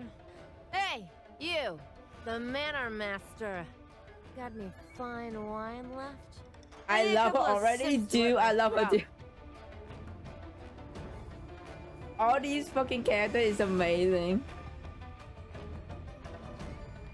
The entire hall falls silent. After that intense brawl, the heroes are still catch their breath at this moment. Only the person behind the curtain is still responding calmly. If you wish to drink, Mountain Lord, please help yourself. And Chijuan was like, okay. We get some drink. Oh my god. It's just that my Manor's wine has quite a bite to it. I'm afraid it might not suit an uninvited guest's palate. He's so casual about this too. Damn, okay. I see both of y'all. Okay. Oh my god, cutscene. I don't care much about the wine's taste, as long as there are enough delicious snacks to go with it. I can see you've terrorized them properly. The show probably can't go on now. How boring is that? Hey. Why don't you show yourself and spar with me? It'll be fun. Oh, now she won fighting too. Oh my god. This is crazy. Now that's interesting. Curves a finger like a claw, lunging once more towards the figure behind behind the curtain. Then time the curtain remains still. This cutscene is crazy because behind them there's no one. Oh, Jijuan is gone. Your little voice echoing trick with that fake shadow might fool these weaklings, but you can't fool my nose. I knew it from the start. There was never a 10th person here. Oh my gosh, Xiaofang is here. Well, since you've already gathered so many actors for this show, I'll stay to finish this wine. And I'm definitely sticking around for the entertainment. Hey, glad to see you here, girl.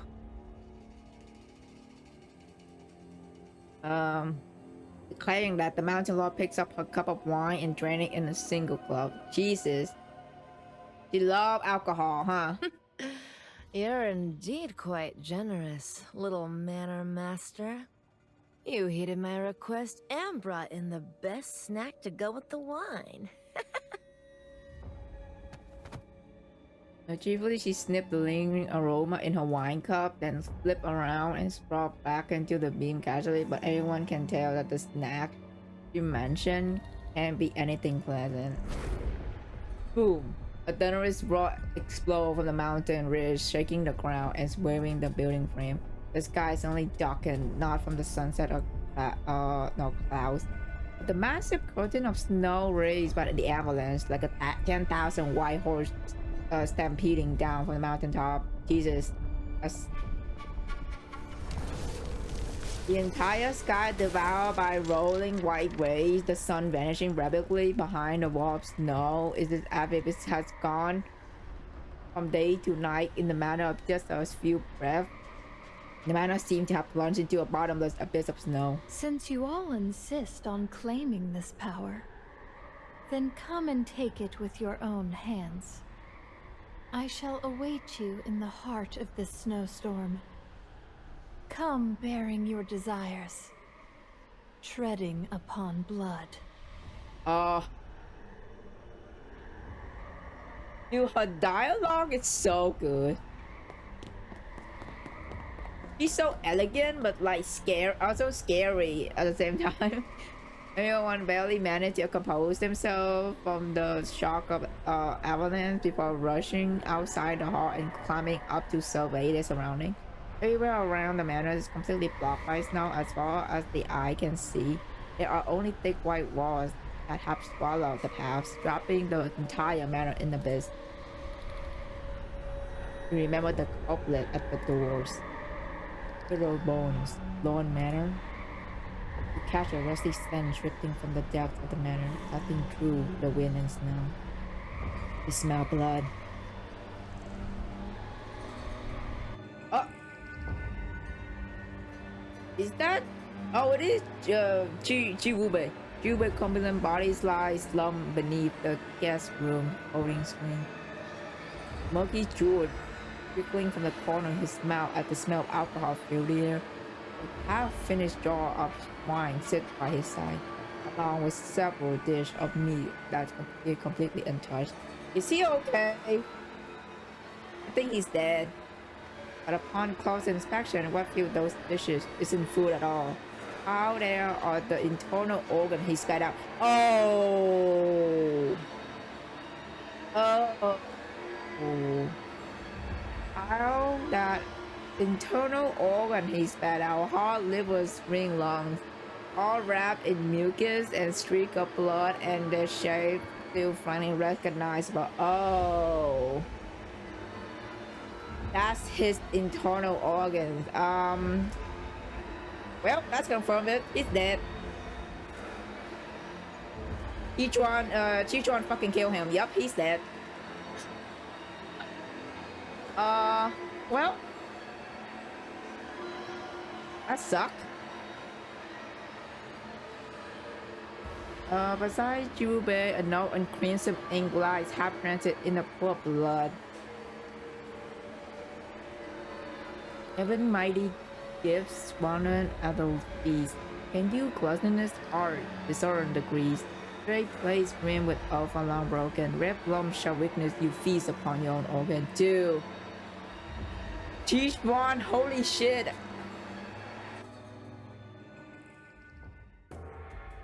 I don't know if this is her doing though. Oh my god, that's crazy. Well, Chiwube is dead. So one down. One martial hero is down. Listen to the group discussion. Okay.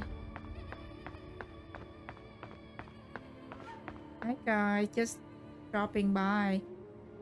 Situation summary. It's late at night and it's very dim at the crime scene. The group is debating about the case. Oh, we got some detective going on. What's this? Phase 2 is even better. Okay, no spoiler. My gear. Thank you, but no spoiler.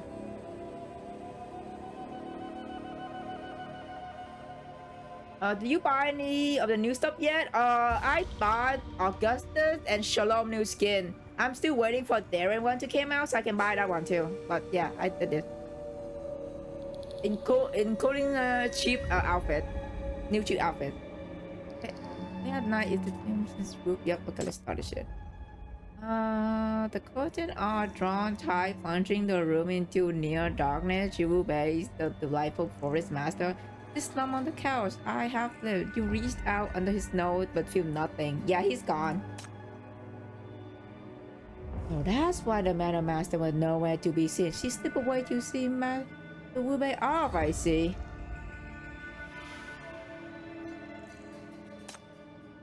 Do you see the loading screen is locked behind paywall? Oh, there's a loading screen for this patch? I didn't know about that. The Manor Master turning our eyes at the banquet just now. We shouldn't linger here. We best leave the mountain as one. But Lady G, Snow Quell Arts hasn't surfaced yet. How can we leave empty-handed? Get the codex. Don't be discouraged, everyone. Our priority now should be catching the Manor Master and avenging Master Wu Bei. Okay, love you, Marlene, but I don't think you should do that. Jichuan is way too powerful, and she already killed off like one of your friends. So let's just leave the Manor and leave Jichuan alone, okay? This is not a good idea. Jiwube is only her first victim. The Manor's master will not stop. She's coming for all of us. Well, at least this guy know. At least this guy know. The martial heroes react in a different way. Some with fear, some with composure, some with grief and rage. Ironically, Jiwube himself lying on the couch is all but forgotten. Search for the traces of the killer. Use martial art to just search for the killer. I mean, it's fair. They did barge uninvited. Yeah.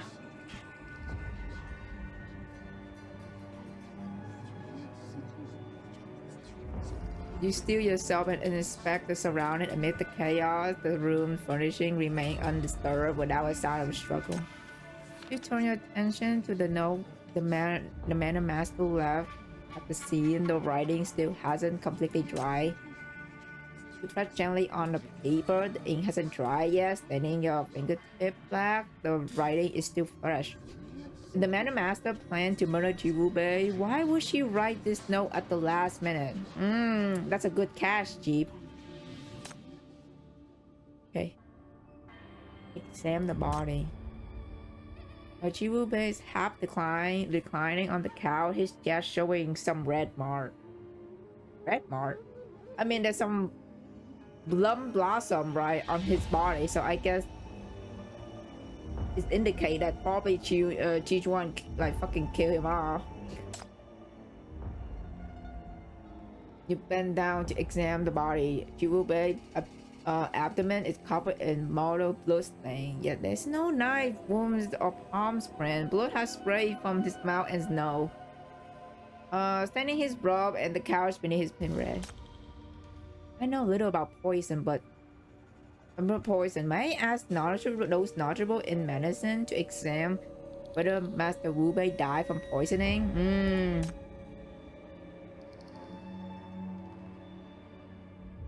You try to mimic the Isian tone, respectfully seeking the martial hero council. You change sign and produce a silver needle from his sleeve, sticking it in the corpse's chest and abdomen repeatedly. My silver needle can discern any poison. I have never encountered one like this. Dr. Yin, what's your opinion? Take a look at the vital point on his back. Do you notice anything unusual? How? Master Wu Bei, Frenchie, Mingman, and Yongwan point all bruises. They turn almost black. Oh, well, he's gone. Yeah. Indeed, this is the real Nova poison, purple haze. The last time I encountered this poison was decades ago. Wow. At the mention of purple haze, the room falls silent. Various expressions flash past the face at anxious whisper break out as though something truly terrifying has been revealed to them. Investigate of Sword of Mania. New in town, what's purple haze? I mean, they already explained it's like it's just like poison to it's like okay. The discussion of the poison to jewels. Continue the discussion among themselves, ignoring you. But a sudden change, strong expansion begin to move. Purple haze, I already read about this, but they say it's poison that made from first wisps of morning mist that rise from valley. Shouted in toxic miasma. Those poison die a gruesome death with their meridians destroyed and their organ in disarray. There's no cure for it.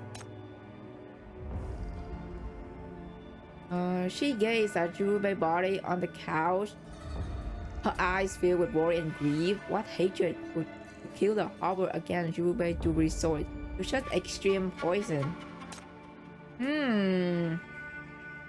Determine the time for death.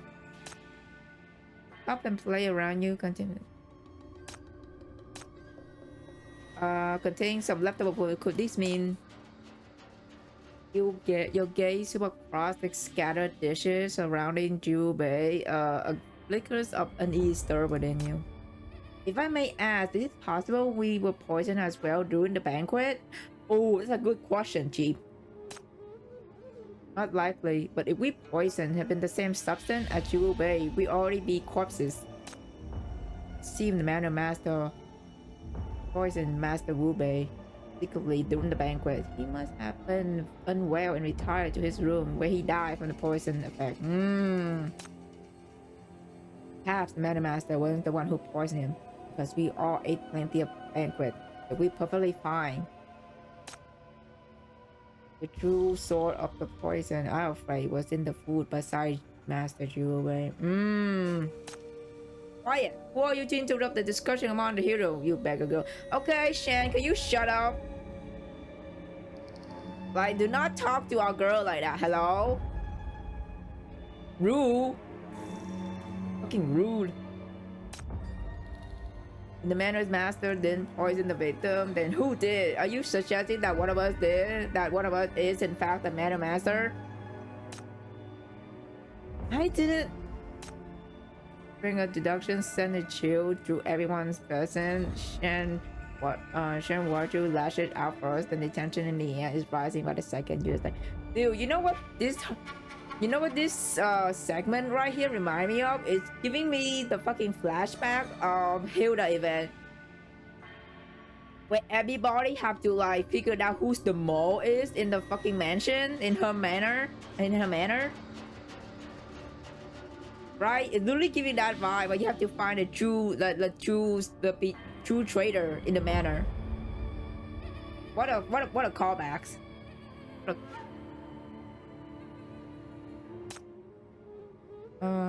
Actually, Winger is the registered disciple of Beggar Clan. She's part of the martial world, so she have every right to speak her mind. Yeah, tell them.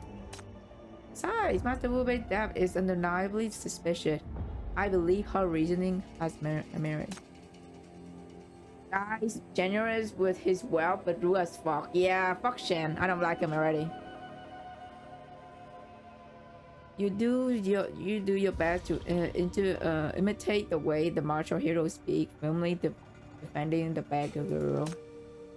You're an outsider. What right do you have to defend her? You ask me. Aside from the Meta Master, you are the prime suspect. Oh my god. I hope he fucking target be the next target. God damn it, Shan. Fuck you. Oh, so when does one need to justify oneself only to say opinion in the martial world? I have something to say as well. If that displeases you, you're welcome to try and shut me up, young Master Shed. Thank you, Marlin. Oh my god, bro. That guy is so freaking annoying. Holy shit. Thank you, Marlin. I won't waste my breath on you. Ring of Infinity for you had increased. Oh, oh my god. Well, at least she trusts us now. We defend her. Okay, examine the content of the plate. The place behind you always seem to contain some strange meat. Oh yeah, the meat. Wait, look at this plate over here. What's in them?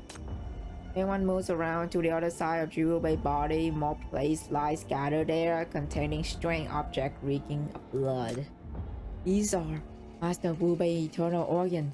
Someone arranged them on the plate. Ugh. Dude, it's so graphic. I did not expect this event to be so graphic. I thought it's going. This is wow. Okay.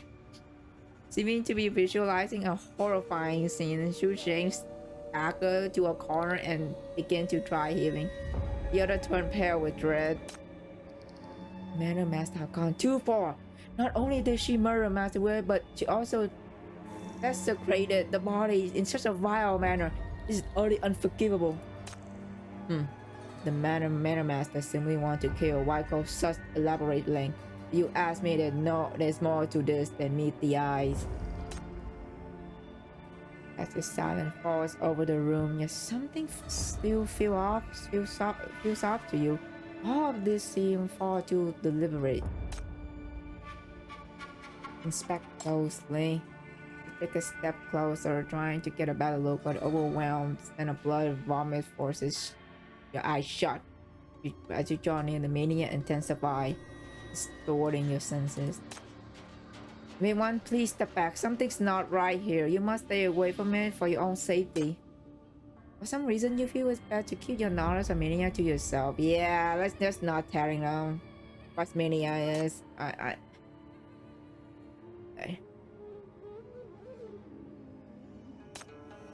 Okay. free investigation? Gather a clue about the case matter. I mean, I can try skip this stage. This one. As you're about to leave, Jichuan calls out to you. Oh, Jiwen, actually, not Jichuan. What the heck? Jiwen, young hero. I have a favor to ask. Jiwen is inclining her head slightly, her tone gentle and courteous. You should probably arrange Master Wube's body and move him outside for now. Could you two summon a few more people to help? My lady, you truly live up to your title as a Phoenix princess. Noble born yet so compassionate. You're 100 times more admirable than even the storyteller claimed. You're too kind. I've simply much trouble you both as I confine to this wheelchair. Asked about the master identity. I'll have to try. Hopefully, they don't get any situation. Hearing your question, you pause briefly in thought and smile gently. From the way you examined the scene earlier, I could tell you're not just an ordinary traveler. I suppose you wish to know the Manor Master's real identity. The White Tiger Mountain Lord pointed out earlier, the 10th person does not exist. If that's the case, then the Manor Master must be among us. Piper has mind perturbing effect. That's how I recognized that Manor Master who appeared behind the curtain just now was merely an illusion. What do you think the Manor Master is? I wouldn't dare speculate. The Manor Master could be you or could be me. What matter is the danger is lurking near us. The heavy snow has made the mountain impassable today. It would be unwise to act rashly. Let's wait until the snow lighting tomorrow, and we can discuss our exit. You'll learn more about no one.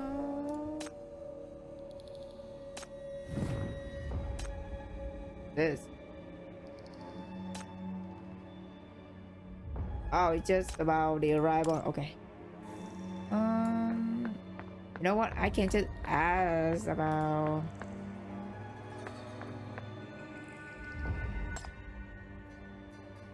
Let's see.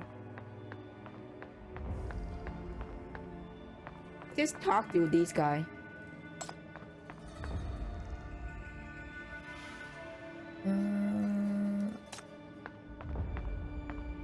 Yeah, let's just talk to them. I don't know. Okay, talk to you, scholar. You find Xu Sheng pacing along the corridor outside the meeting hall.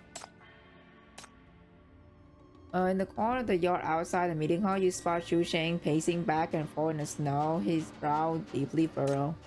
Young Master Xu, I would like to ask you a few questions regarding Master Wu Bei killer. As you and Shuang approach, he visibly startled and immediately raised his hand to motion you to both stop. That's not necessary, but this matter does not discern you. The Manor Master was prepared to take Master Wu Bei's life from the very start. Who could obtain purple haze? Do you think this Manor Master is hiding among us? Poison is a thing of abundance in Norwild, but purple haze is not something any ordinary person can contain. Shang Guanju's wealth is immense. It wouldn't be surprised if he could procure such a rare poison. And Dr. Yin is well versed in medicine. It's not impossible he could have concocted this poison himself. You and I have studied basic medicine and understand the principle of poison making. While speculation like this can lead you nowhere. Suggest you mind your own business. Don't stir any more trouble in this manner. Proceeding further, but Rushing already turned and walked away, leaving you and standing in the snow. Only suspect as Mr. Wu murder. Who would have actually poisoned him?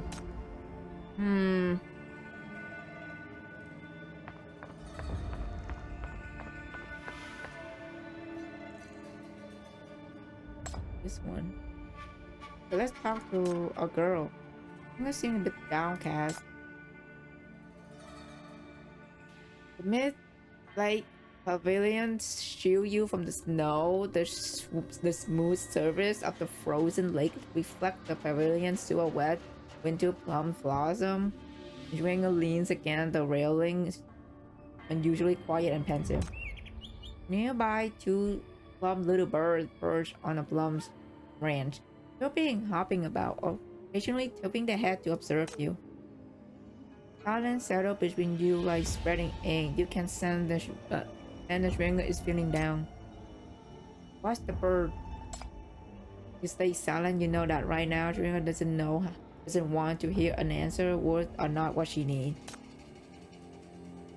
You simply just stand quietly beside her, retrieve some leftover pastry from the banquet from your sleep. You break them into crumbs and scatter them among the pavilion railing. Aw, Chief! You're feeding the birds. That's so cute. The two chubby little birds immediately fly over, turning their head and looking around. They peck at the crumbs sensitively without actually eating them. These little fellas don't eat human food. You know, they're saying in the beggar clan, no matter how poor you are, always share some food in your hands. Share with those who are poor, weaker, or more unfortunate than you, even if it's just a stray cat or dog, or pair of little birds like them. Her voice is still soft, but it's taking on a lighter tone. You both watch the two little birds hopping about in the snow. Your conversation nears from the birds to Norway snow, then to the town at the foot of the mountain. Rumor outside Istia and other trivial subject. Her affinity for you has increased. Yay! Okay, one more. This one. Oh, it's Marlene. Hi. The courtyard, a general is drilling her martial skill. You and Juanga arrives at the courtyard before the west wing. Marlene stands there. Her halberd whirling through the air, stirring up snow. Her footwork is firm and steady. Each strike is powerful enough to kill an enemy, yet every movement is measured and precise to the military standard. You and Juanga can help but voice your admiration. What do you think of my halberd work? Can you spot any opening? Point of thought. Now let's not make her feel bad about her skill. Let's just ask where the master hiding. You're not here to seek martial instruction from Marlene, so you get straight to the point and explain your purpose. If she were that easy to find, she wouldn't even have dared cause such a scene at the banquet. This manor may seem ordinary, but is riddled with hidden mechanism. Would wager there are quite a few secret chambers as well. In my view, that manor master who appeared behind the curtain earlier was nothing more than illusion created with this mechanism and with a few tricks up the eyes. Really? Are you saying the manor master behind the curtain was fake? Mechanism and formation are my expertise. Expertise in military study. I can see through tricks like these easily. When I crossed weapon with her earlier, it did not feel real. If you ask me, it was merely a masterful illusion created with eternal force. The manor master when the manor master bought my life, then come claim it. This halberd isn't just for decoration. He shouted the last line out loud enough to ensure the manor master hiding in the shadow can hear it clearly. Return to your room, which means to rest. Okay. Let's go. Also, Xiaofang just chilling there. Hi, girl. This is where you and Juanga rest in the manor. The layout is no different from any other guest room. Get in. Late at night, snowfall and silence. You search for the entire manor, but no path down the mountain. Even more eerily, the manor's master seemed to have vanished without a trace. The group turned the place upside down, but found nothing. so they had no choice but to settle in the guest room tonight.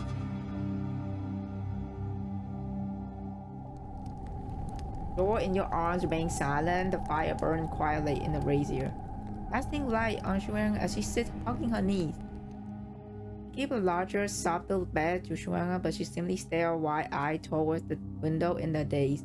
All the manor guest rooms share the same layout, so the folding screen by the window is identical to the one in 2 bedrooms. I can't sleep. Every time I close my eyes, all I see is Master Wu Bei, cut up into pieces, laid out on the table like some kind of dish. Yeah, I don't blame her to like not letting it go. It's really traumatizing. She was simply horrified. Even you hasn't witnessed anything like it in this city, let alone an innocent girl like Shuanger. You used the gauze curtain as a divider to shield her from the view.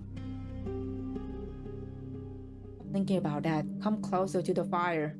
Once you warm up, you'll be able to fall asleep. Maybe by dawn, the snow will have gotten lighter. Carefully check the door bolt once more. Don't worry, I'm keeping watch. No matter how elusive the manor master is, she won't be able to get in here. Luna seemed to relax a little and obediently moved to lie down on the bed. The bed is so much bigger and softer than the king bed back in Pingtown. This room alone could shelter dozens of town children from the snow. If she's in no mood to enjoy such luxurious place. Hey, this North Snow Manor is quite different from those famous places we've seen in Martial World storybooks, right? How is it different? In the storybooks, a master's retreat is usually a place where respectable elders greet guests amiably through ethereal mists and offer them martial arts teachings. A place where everyone drinks wine together under the moon, sharing tales of the martial world. Firecrackers. When curls up on the bed, wrapped in the thin blanket with only half of her face visible. Earlier, at the foot of the mountain, I was telling tales of Guo Liqing crushing villains with his palm strikes, and of Qi Yaofeng breaching fortresses with his sword. The children's eyes lit up as they listened. We all thought a visit to these famous places would be such a wonderful, awe-inspiring adventure. But now lying here, what keeps haunting my mind is Master Wu Bei's final moments. And those heroes' ice-cold stares. I actually think the martial world here is no different from the one in your storybook. There's hero martial art conflict banquet in your tale. The same thing are all present here. During spoke, both poked her heads out, looking somewhat surprised. Because in the story, we only keep the good part. They glorify desire, hesitation, and the struggle of unfulfilled dream. People can focus on those honorable duels and heroic promises. After all, stories need to be satisfying and uplifting, right? Even though certain parts of the story are made up, the children still get all excited when they hear these tales. We, as the martial art enthusiasts, feel the urge to act virtuously ourselves after hearing such story. All of that is real. You add a piece of charcoal to the brazier, stirring up a few sparks.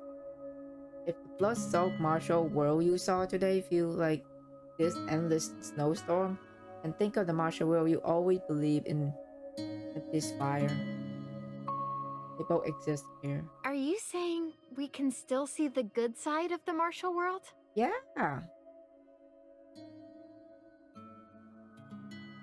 She lifts her head and her eyes sparkling in the firelight. Maybe. Yes, maybe. Even better and more captivating than this fire. Something like a delicious drumstick? It's not the whole reality, but it's definitely part of reality. As long as we believe it exists, you can always find it here. Damn, Chief. Springer knocks and it remembers something. Pulls out several small medicine bottles of her pocket. She counts the pill one by one against the light, then swallow them all. You know, she's in a good health, but this is the first time he witnessed her downing all the pill. The martial hero gathering and the rumors about the codex might truly be the opportunity she's long hoped for to transform her physical condition. Whatever can help you achieve your dream of becoming a great hero is definitely out there somewhere waiting for you. Luna stared at you for a long moment and pursed her lip. Though the corner of her mouth quietly curved into a faint smile. You can be such a fool sometimes. Aww. She finally relaxed, stretching out her limbs and embracing the gradually warming candlelight. The snow keeps getting heavier. I wonder if we'll even be able to go down the mountain tomorrow. I miss Auntie Wong's beggar's chicken. You know, when you hold that dish, it warms your palms and feels so real. You can tell just from the smell that it'll fill your belly. She turned over to face the wall and soon her breathing becomes long and steady. In the dim light, her frame seemed especially small and frail. You blow out the candle and the room falls completely silent. Those things you say to comfort during our lives, if the power of hero truly worked like that of Seal, that regardless of innate talent, they can gain power to being admired by people and accumulating good deeds, and it would be tremendously beneficial for North Wild Eastia and any place suffering from disaster. If there really is such a foolproof method of cultivation, then what would be the point of autumn secretum smuggling that we've been investigating? Clearly remember the terrifying power that Manor Master unleashed at the banquet. He received no admiration, no offering from the people. She's done any wildly celebrated heroic deed. Where does her power come from then? What exactly is she trying to accomplish by creating this prison of snow? Codex of divine technique you thought gripped this mystery as you fall asleep. From the small bed nearby comes a mumbled sleep talk, intermittent and mixed with some soft gulping noises. Drumstick. Smells so good. Auntie Wong, I didn't steal the food. Who said they saw me do it? No. It didn't happen if there's no witness. You might think... She's dreaming of food, man. Comes from the stove. That's so real, though. What if... the food has already been served at the table? You suddenly snap awake and open your eyes in darkness. In the start, no one has seen the Manor Master. This enticing aroma that feeds hanging over everyone's head. Those manipulating hands waiting from behind the curtain. Couldn't they actually have been present at the banquet? My god, this creepy music, hello? This night, no one at North Snow Manor sleep peacefully. Jiang Wanzhou hasn't undressed at all. He paced back and forth relentlessly beside the brocade cover bed. His expensive cloud pattern boot grinding messy drap into the carpet. The exquisitely carved glass lamp he Frost sit on the desk, casting light on his brooding face. From time to time, he walked to the window and shoved the immovable frame, and glanced with disgust at Rachel in the corner. Provided by the manners, and in his view, utterly crude. Ugh, what a heaven-forsaken place. And the snow never stops. Ugh, they can't even afford to use silver bone charcoal. How stingy. Okay, we get it. You rich. Oh my god, you're so fucking annoying. God forbid we use regular charcoal for fucking survival of the cold. Jesus Christ. He yanked the bell pull beside his bed to summon the servant. Yet no response. In his fury, he ripped the decorative tassel off. Manor Master Zhang, this treasure of yours better not be counterfeit. I would hate to have endured this awful blizzard for nothing.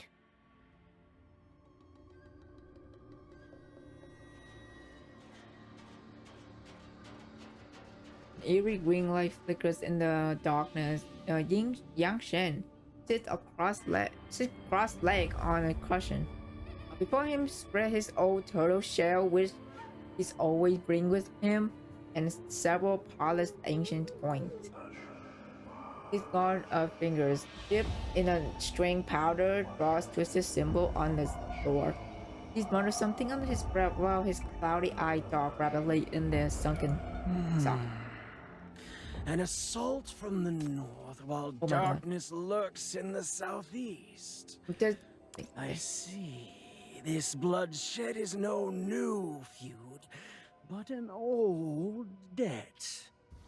An old debt that was never fully repaid nor concealed. And now the snow has led it to us. He suddenly snatched up the ancient coin, bring them close to his nose, and inhales deeply. His face showed both excitement and fear. This smell, I know it. Many years ago in that graveyard. The same heavy snow, the same pungent stench of blood. No. Back. All back. This manor, it's waiting to claim us.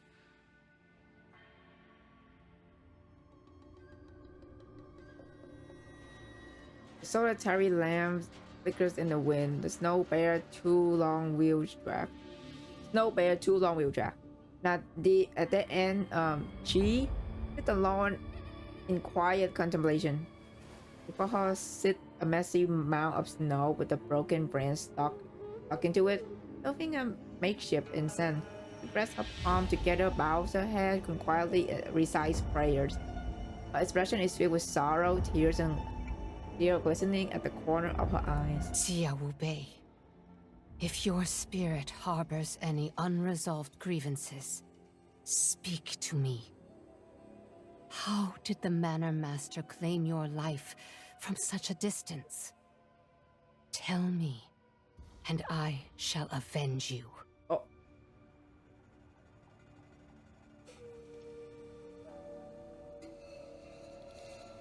Clang clang.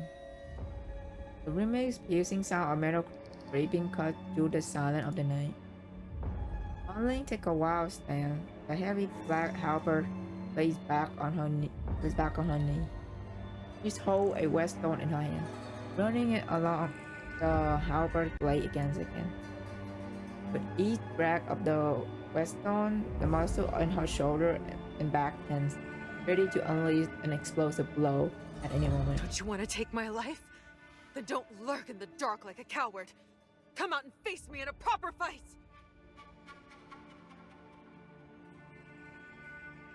Dude, everybody putting their guard up. Oh my god. They scared of Jijuan. The people candle slam cashew shrink frantic silhouette on the wall, his shadow shaky and twisted. His face is deathly pale, cold sweat beating at his temple and nose. His breathing comes in short, rapid gasps. His hand moved hurriedly. His hand moved hurriedly and jerkily to stuff his clothes into his bag. As he tapped each string to listen for any noise behind the door, the slightest sound can make him jump. Something suddenly occurred to him, and he lunged towards the candlelight, holding out a piece of paper. The paper is badly crumbled with several lines written on it. A copy of that blood-stained denunciation. He read the text once more. This place isn't safe. I can't wait until dawn. Now. I have to leave now. Dude, you're gonna... I feel like he's gonna be the next target. He clutched his belongings tightly to his chest and curls up in the shadow behind the door. His eyes are fixed unblinkingly on the window as if a vengeful spirit might emerge at any moment to claim his life.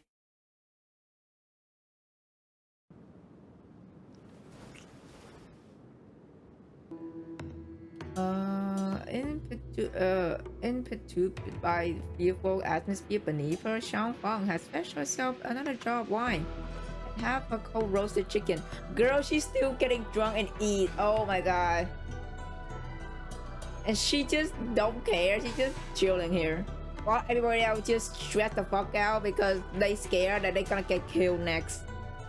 Ignoring the freezing cold, she sprawled comfortably in the snow on the rooftop, watching the men unfolding drama with keen interest. Yeah, she literally don't. Okay, her hand greasy and her face flushed from her drink. Dude, I love her so much. Once she has tossed the last bit of chicken bone into her mouth, crunch it loudly, she sighed contentedly, raising her wine jar in a toast to a visible stage below. Fine wine for a fine spectacle. Another cup. I gradually go out through the manor in the darkness. A spider slipped into the cellar.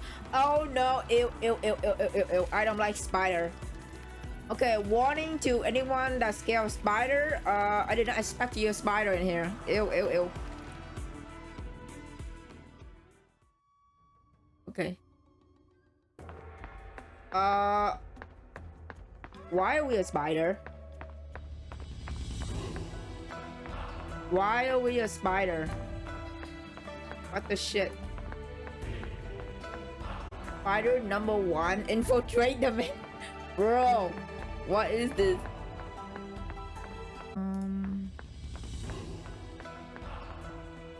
Infiltrate, so we have to infiltrate. Go here. On a snowy night, many at the manor seem to have trouble sleeping.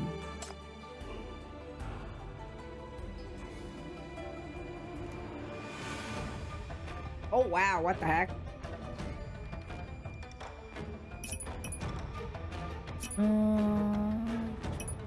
Oh shit, it's over here too. Damn, okay.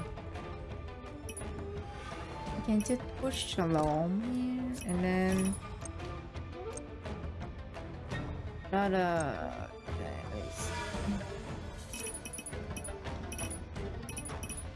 I can eradicate any threats, if that's what it takes to guarantee your safety. Who's Zoya? The snow has stopped. Now, it's our turn. Nah, we're fine. I literally have our X rank. I'm good. Doesn't matter. I put 6 people in it.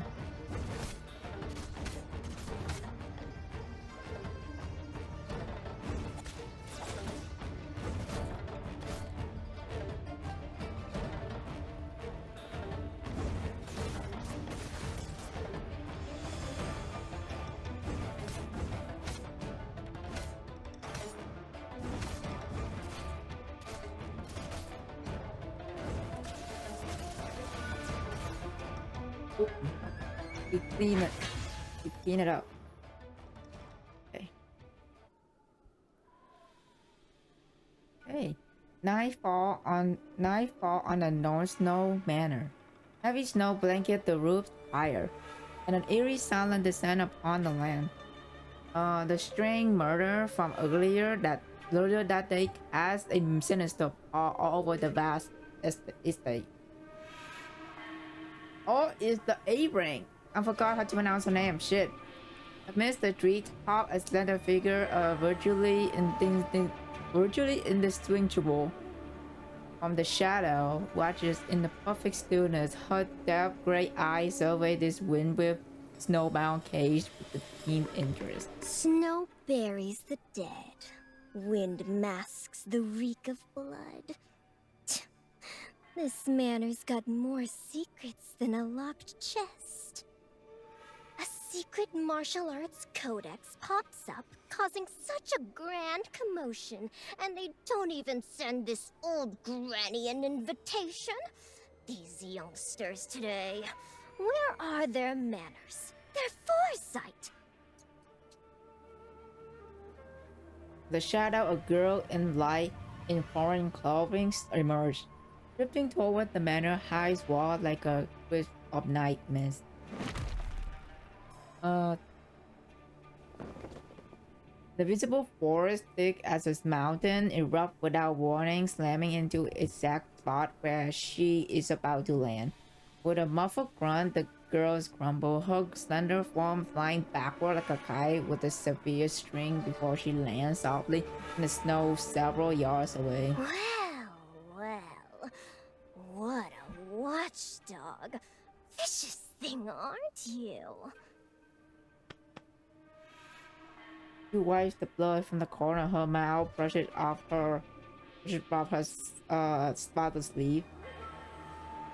An exposed part of her arm, eerie purple blue markings seem to have crept higher. Something beneath her skin ripped restlessly, as if struggling to burst free. This granny's clock is ticking.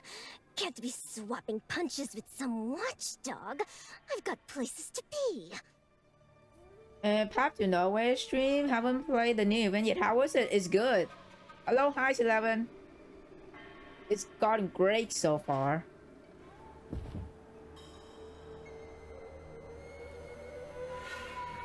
I think always irrelevant. She sits down in the snow, commanding the strength stirring in her body to settle. A frontal assault would be foolish. She has neither the time nor the need for such smoothness.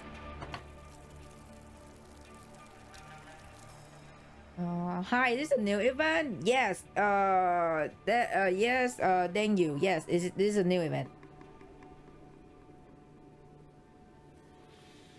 Then the girl produced an array of bottles of jar as if from thin air, arranging them neatly before her. The moment she unscrewed one, a spine-tingling chorus erupted, a simile of tiny skittering sound. Shush now, my darling, shush. Everyone gets a turn. If anything goes wrong, you'll each have your moment to shine.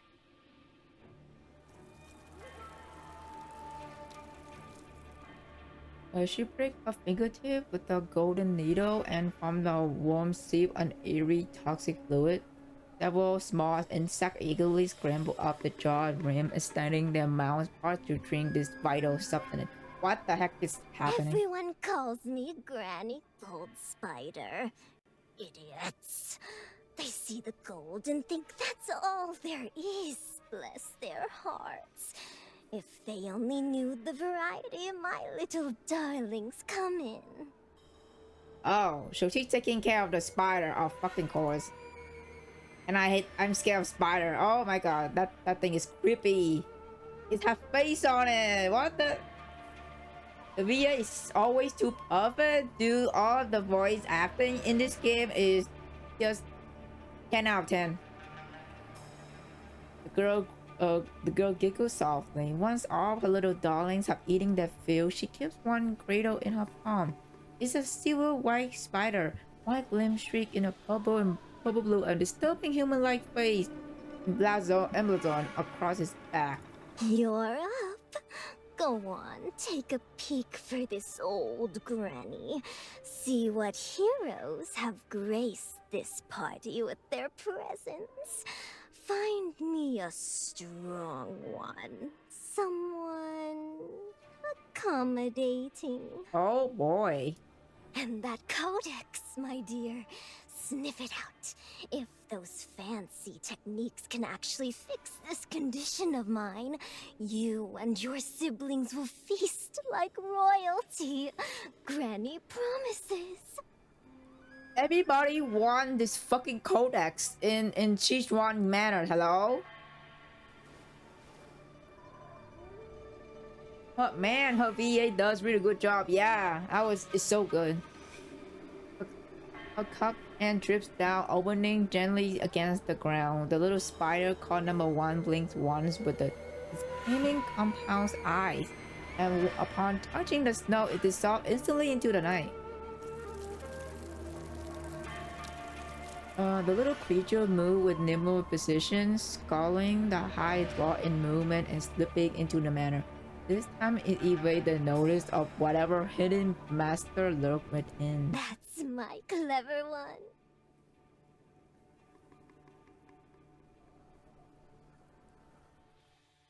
A faint glow emanated from the eerie markings on the girl's body. She closed her eyes, and before her a different world unfolded. She now viewed the manor interior from the low, sculling perspective of the spider. Doors shut tight, lights out, holding their breath like mice. Think you could fool this granny by playing dead?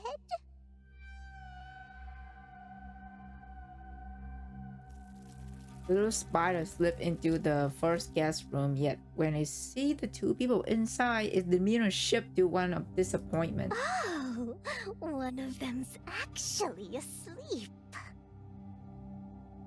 This little one in gray, scrawny thing, probably can't handle a nibble. That girl beside, beanpole with no meat. Gotta find myself one of those martial artists.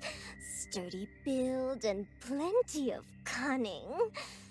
Moving into a shell like that, now that's what I call comfort.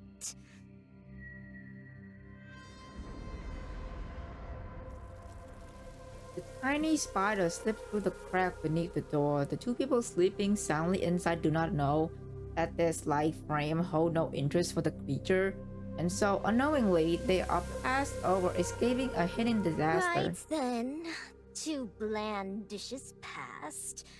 Next course. Don't you dare disappoint your granny.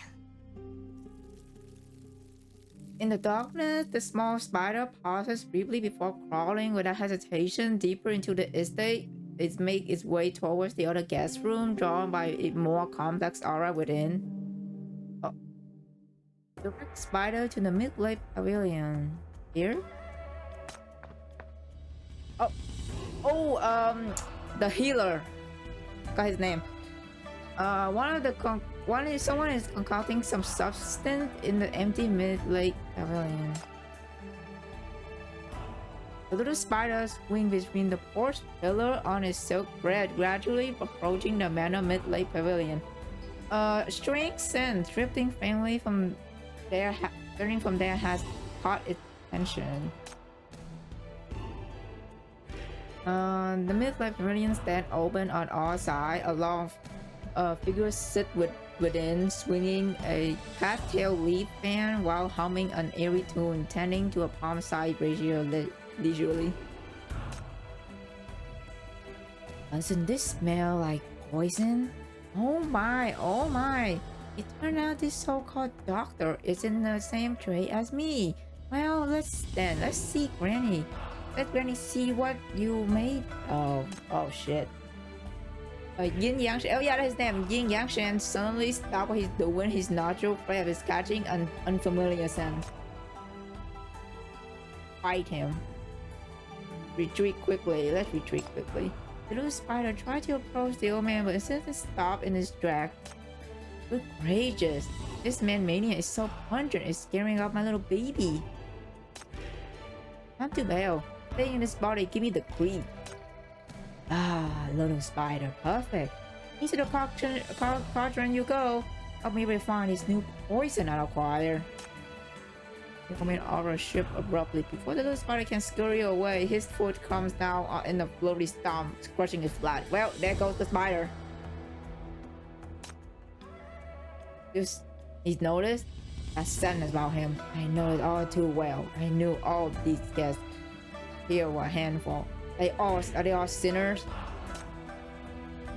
Of course, this banquet is a trap in the sky. None of the guests here are ordinary people. Hey, up. The spider, one of her spiders is dead.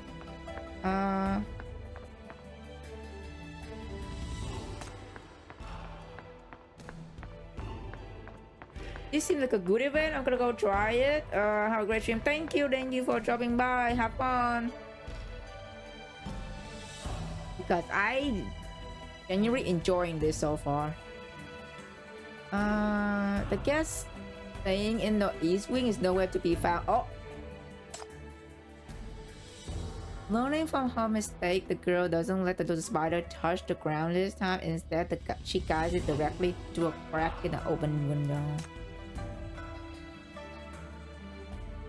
The room is empty, feeling full. Tidily full. The bedding is cold and untouched. The oil lamp is unlit, yet the oil is still warm. Look like the room its occupant left only a moment ago. Why is the human sense gone? I could smell someone just a moment ago. Is this some new magic trick? Heidi.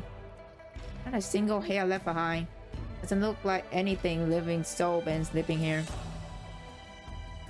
The little spider appears about in confusion and its leg rubbing together nervously.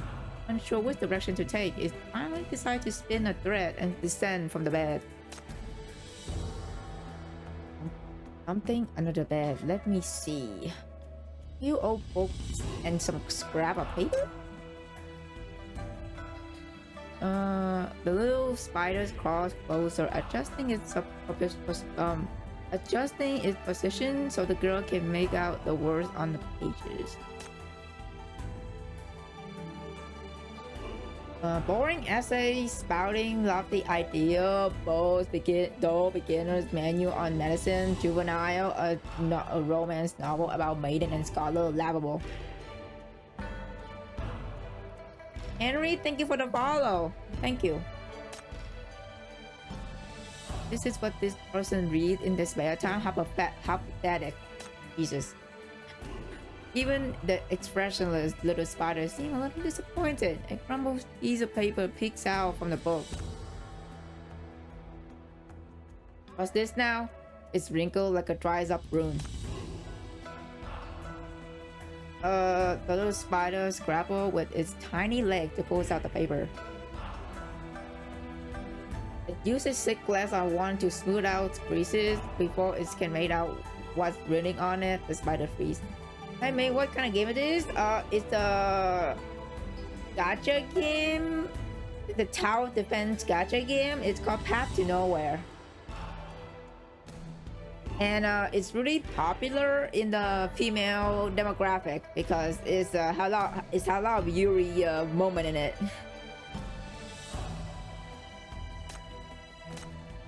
The door seemed to crack open slightly. A gust of cold wind swept through the room. The little spider senses someone has suddenly appeared behind it. Aiden, thank you for the follow. Who's there? Come any closer. I'll kill you with a bite. The scattered item under the bed are rummaged through. The intruder takes the paper slip and casually crushed the spider number 2 beside it. Well, the spider number 2 is dead. Spider number 2 decreased. Yup, it's dead. Oh, I see. Going to look kind of fun. If you want to try it out, I would like you have a phone, you can play on it because it don't. If you want to play on phone, you can play on it, but the problem is that there's no PC version. So if you want to play on PC, you have to get an emulator to play it on it. Because I play this game on an emulator. But yeah, There's no PC version, unfortunately. Only on mobile. Number two gone too, and it didn't even catch a glimpse of a killer. This manner is getting more and more interesting.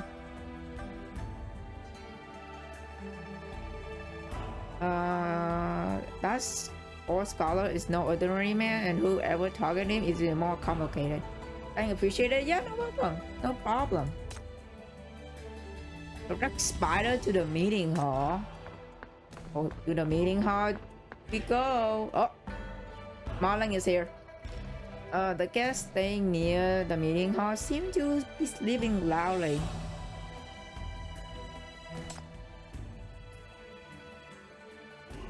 It's late and the heavy snowfall continues. The general room blazes with light.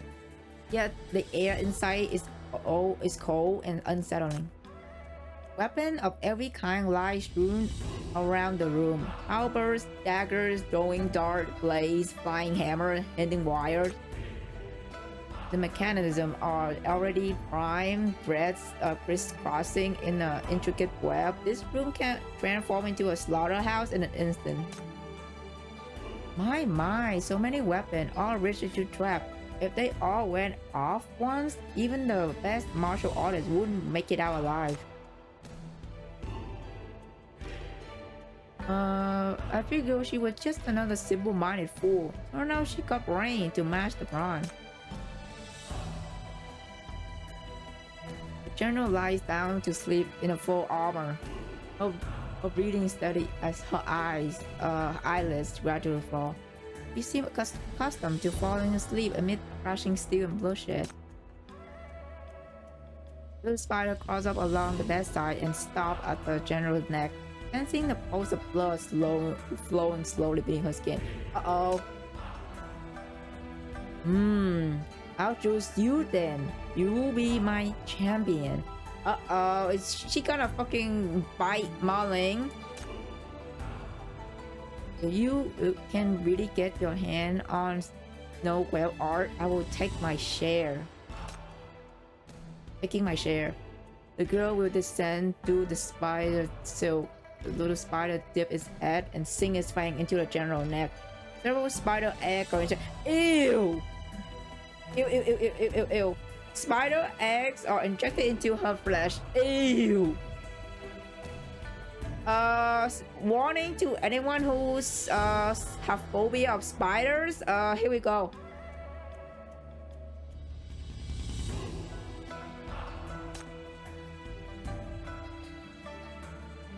Having found her host, the girl released the little spider, but she failed to hear someone quietly tapping on a general window amid the snowstorm. Oh, I feel that Marling gonna die. She got some spider in her. Oh, that's not good.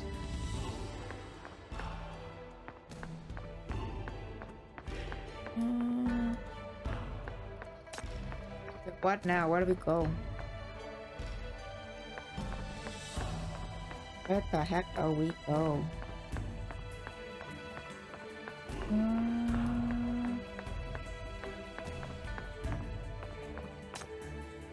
Oh. Okay.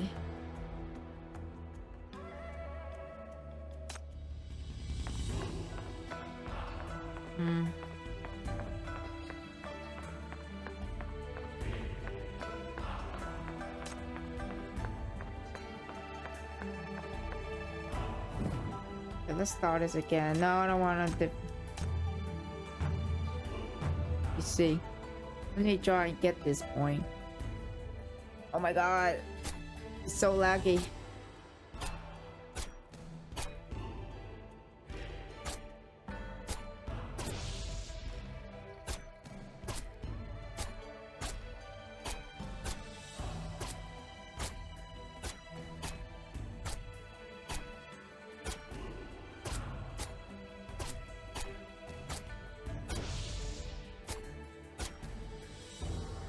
Oh no, lag.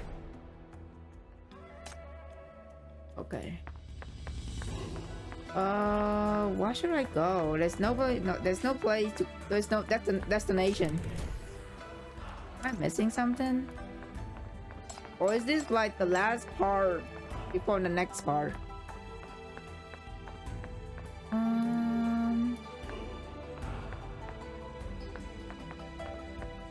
Let me double check, guys. If this is like for now, I might have to.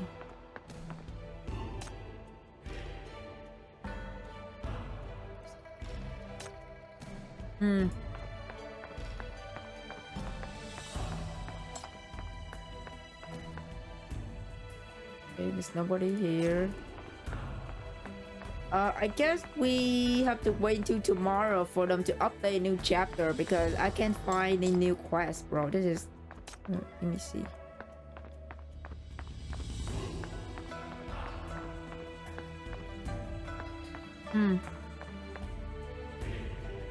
Skip. Can I skip? I don't want this. Okay, let me skip this one. No storm sizzling and the mysterious within the manor remain unsolved for now. Perhaps take a moment to rest and wait for Ralph to make the right choice. Skip 3 stages. Nah, I'm good. Oh, okay. I skip and now I finally get to continue. Oh, thank God. Okay, we're good. We can continue. Jeep is about to wake up in the guest room. Okay. The night had passed without incident, dawn's break, and the martial hero began to stir. You draw awake in the bone-chilling cold. The guest room is dimly lit in the early morning, with the freezing wind constantly seeping through the window crack. Your limbs are frozen and stiff, your throat dry and parched. Get up. You sit up and look around. The room furnishing remain undisturbed, and a few dark embers still glow in the brazier. You instantly look towards the bed across from you, but it's empty. The bedding carelessly pushed to one corner. You wearing it? No response. The horrific scene of you away you away from last night instantly flashed across your mind. No.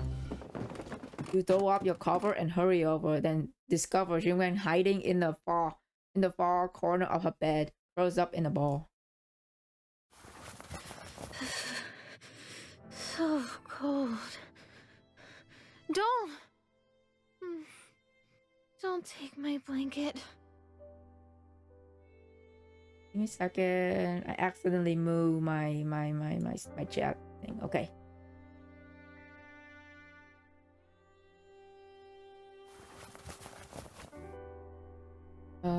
You clearly overreacted. Seeing Shuenga drooling in her sleeve, you finally breathed a sigh of relief and tucked the blankets she kicked off back around her. Woo, thank God she's alright. After causing such a commotion last night, would the manor master really just let us sleep peacefully until dawn? You check the guest room once more and indeed find nothing out of place, yet that unsettling feeling that something is wrong refused to fade. Just as you lost in thought, a piercing scream echoes from the courtyard. Uh-oh.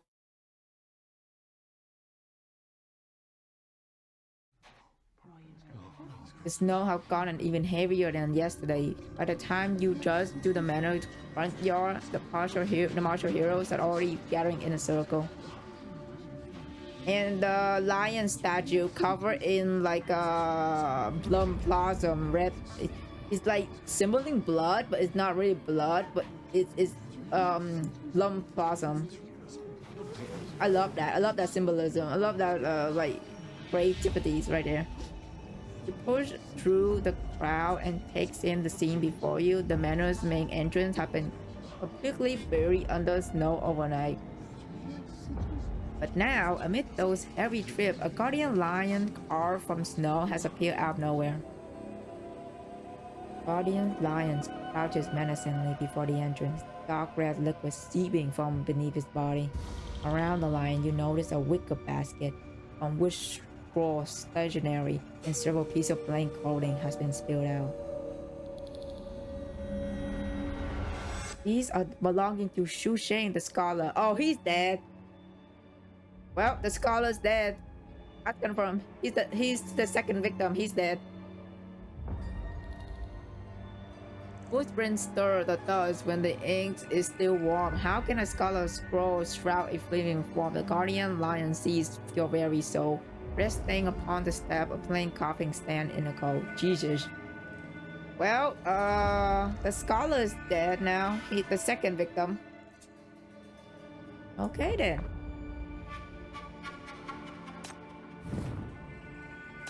So I need to like, do I have to? Oh, I have 200, so I can unlock this. Yay. Okay, let's continue. Check the rucksack in the snow.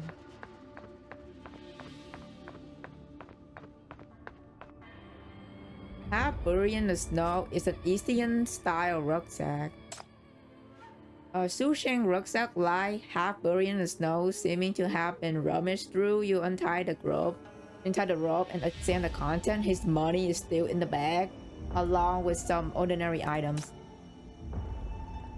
Only in the most layer do you find a small medicine bottle. It is polished black with a line of Eastern text you cannot read affixed to its surface. The stopper has been removed, leaving only the empty bottle. Only a faint, very perceptible bitter scent lingers. Everyone, I have found an empty medicine bottle here.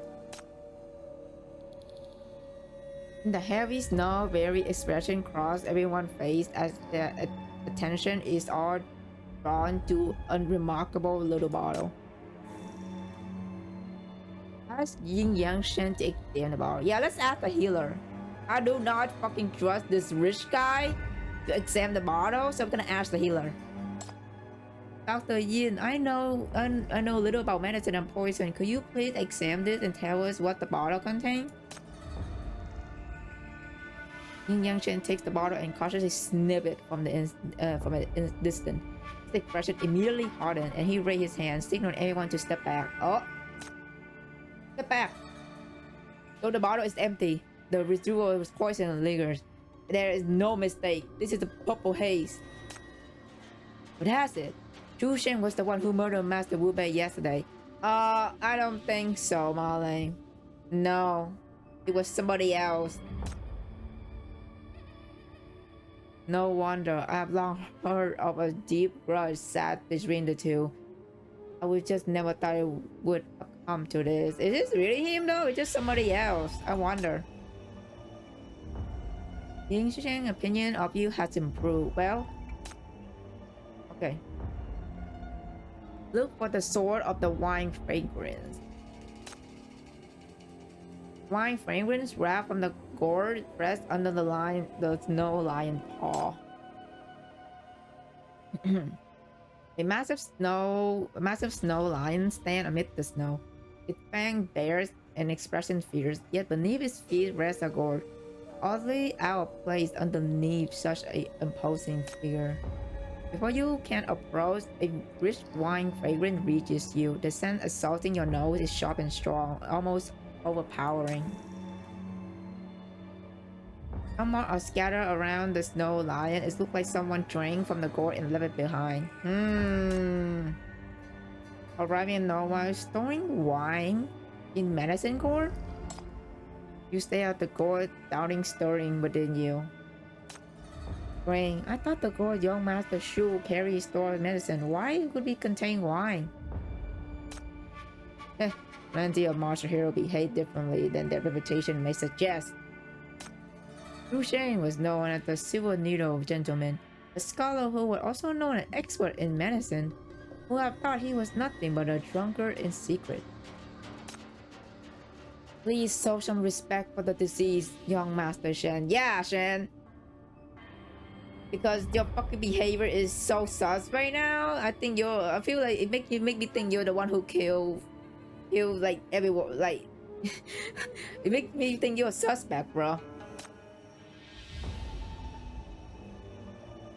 Stop playing the same. Zhu Shen is dead. The one less rival for the Codex, isn't it? If we all die in this manner, who will be left to claim the Codex? Yin Yang Shen First strike at the fear lurking in everyone's heart. Death loomed over them like a storm cloud, heavy and inescapable. Take the book scroll from the lion mouth. Oh, it's there. Okay. The snow lion hold a book scroll in his mouth, placed here conspicuously. A book scroll is clenched tightly in the snow lion mouth. You looks up at the other. They exchange glances and one another, then slowly nod. You reach out and retrieve the scroll. Is covered in plain and warm, appearing to be nothing more than a classical text, but tucked between the page is a thin slip of paper. The handwriting on the note is neat, yet the scroll carry a hint of mistakable, murderous dread. Your heart sinks as you pass the note to the others. The note directly accused Su Sheng of murdering Jiwu Bei and dressed up an old case from years ago. What is this reveal? A blatant threat of Su Sheng that he will be next to after. Oh, yep. So he's the next. Yeah, Su Sheng is the second victim. Well, he's dead. He will be next after Jiwu Bei. Damn. So far, 2 martial heroes deceased. 2 people already dead. The revelation sent a visible shock to the group. It appears someone discovered Su Sheng's crime and literally left this note, forcing him to leave the manor on his own. No, it wasn't to scare him away. It was to lure him out so he can be killed. Oh yeah, okay. This is literally one of my theory. Because last time he literally like, okay, I need to get out of here. And I think that's what got him killed. He literally tried to left the manor, and someone I guess someone killed him when he left. Agree with Marling. I'm sorry, I have to agree with Marling because I think that's probably the reason. I agree with General Ma's assessment. This note was never meant as a warning. It was meant to instill fear in Su Sheng. Yeah. The killer exploited that fear to drive Su Sheng away from the manor, lowering him to a secluded spot to be murdered. If that's the case, it means the manor's master brazenly left the note here after committing a murder. And she even had the audacity to make this snow lion over the body. That was an attempt to conceal the crime. It was blatant taunt. Okay. Check inside the snow lion statue. Inside of the snow lion statue, a familiar face is found. Uh-oh. Su Sheng corpse. Oh, his corpse is his fucking dead body is in here. Su Sheng corpse was hidden within the snow lion, but it is now slide out from behind the sculpture, exposing to the snow. It's clearly if the snow came loose and if someone deliberately dug the body out, his body now lies slumped in the snow in it's a claw face ashen as paper.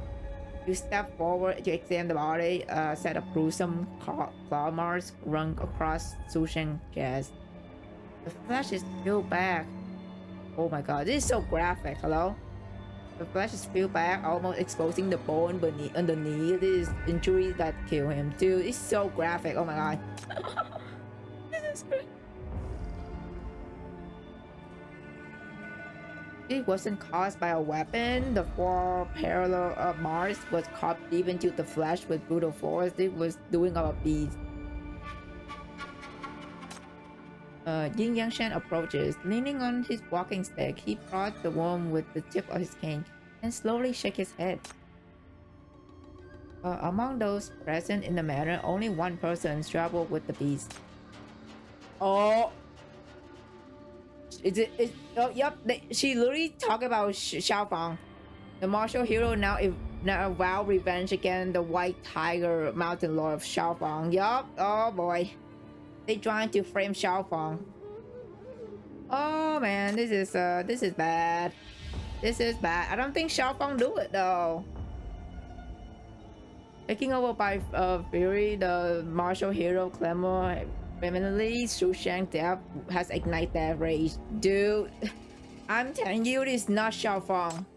I don't think Xiaofang is the one that killed him. Seem clear who Xu Shang killer is. The White Tiger Mountain Lord.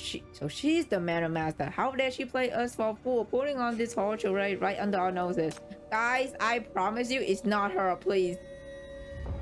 She committed the crime so brazenly and even deliberately left the body here to humiliate us. Clearly, she does not consider us as her worthy opponent. Furious, Marling swing her halberd violently, the blade tear through the air with a thunderous crack that echoed through the courtyard, shaking snowflake in its wake. Then what are we waiting for? Spread out and find her now! Surely we can take this evil one, and we take out this evil one if we work together. Yin Yangshen hesitated for a moment, but finally not. Even Yin Yangshen was like, he's not sure if it's Xiaofang or not. I agree, the longer we delay, the more unpredictable the situation becomes. If she truly is the killer, hesitating will only give her the chance to pick us off one by one. Fine, come in as well. We all seasoned martial artists here. She no match for us. Whoever spot her first, signal immediately. The rest of us will come at once. If we strike together, we can end her in 10 moves. Use martial art, calm themselves.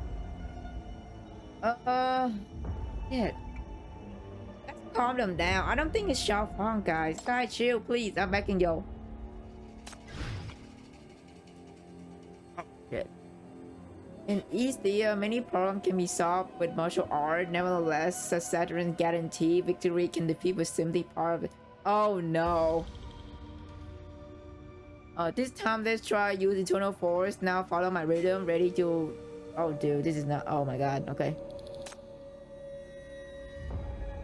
Tap here, but put your skill to the test. This is a minigame? Okay, 6.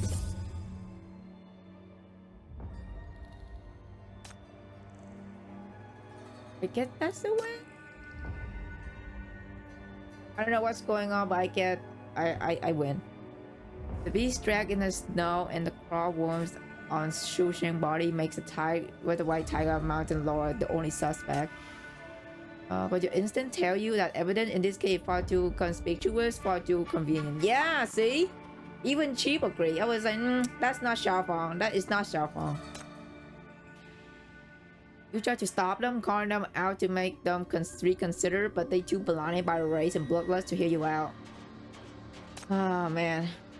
Only one person remaining in the snow. Understand, young miss. You are too kind to allow this to turn into a bloodbath. But right now, what matters most is just stopping the killer. Go on, find the Mountain Lord and get your answer. I'll stay and watch young Master Shu body to keep it from being defiled by wild beasts. Track the White Tiger Mountain Lord. You discover the trail of large white print in the snow. Okay, let's talk to Xiaofang. I hope it's not her, bro. Okay. Oh. I might have to use long range attack in this one. Okay. Okay, wait, you know what? I can just put Lang Li. Execution time. Just put Lang Li here. She saw all the problem. So you're in charge this time? This should be fun. I don't have much to contribute on the front line. I'll count on you guys. More? Oh wait, yeah, let's just put more. Firewall debugging completed. You're under protection now.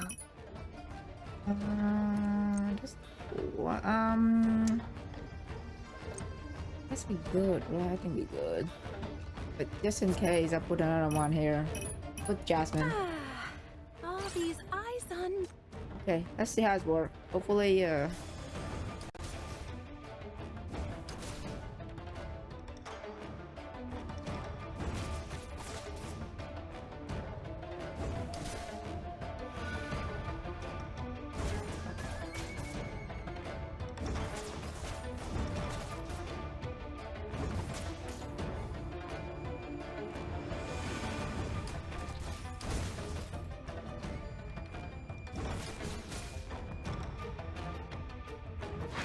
we win. Okay. You follow the conspicuous white footprint in the snow all the way into the Manor Pines Forest, but the trail vanishing abruptly in the clearing. Check the last footprint. The footprints are clearly shaped and deeply imprinted, yet they either continue or change direction ahead in the snow. The target definitely didn't go far. They might even be using the terrain to hide somewhere nearby watching you. Suddenly a sound comes from ahead to the left, the soft snapping of a dead branch broken by the weight of the snow. You immediately looks up and cast sight of a pine branch trembling gently. You steady your breathing, and move closer towards the shadowy part of the forest. You have fled here after someone just died in the manor, and you're too afraid to show yourself. No one answered, but in the shadow to your right, a blurred silhouette streaked past the tree at the incredible speed, stirring up a sharp whistle of wind. I already read the Red Plum denunciation with part 1 and 2 complete. Who is your next target? You raise your voice with fine casualness while you activate the shackle in your palm. You carefully weighing the risk of exposing your identity as you're back against an old pine using its trunk for cover. The sound of rushing wind grows more urgent, drawing closer. Okay, for combat.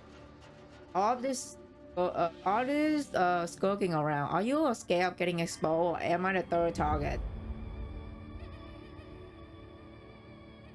Almost immediately, the sharp whistle of wind suddenly abrupt behind you.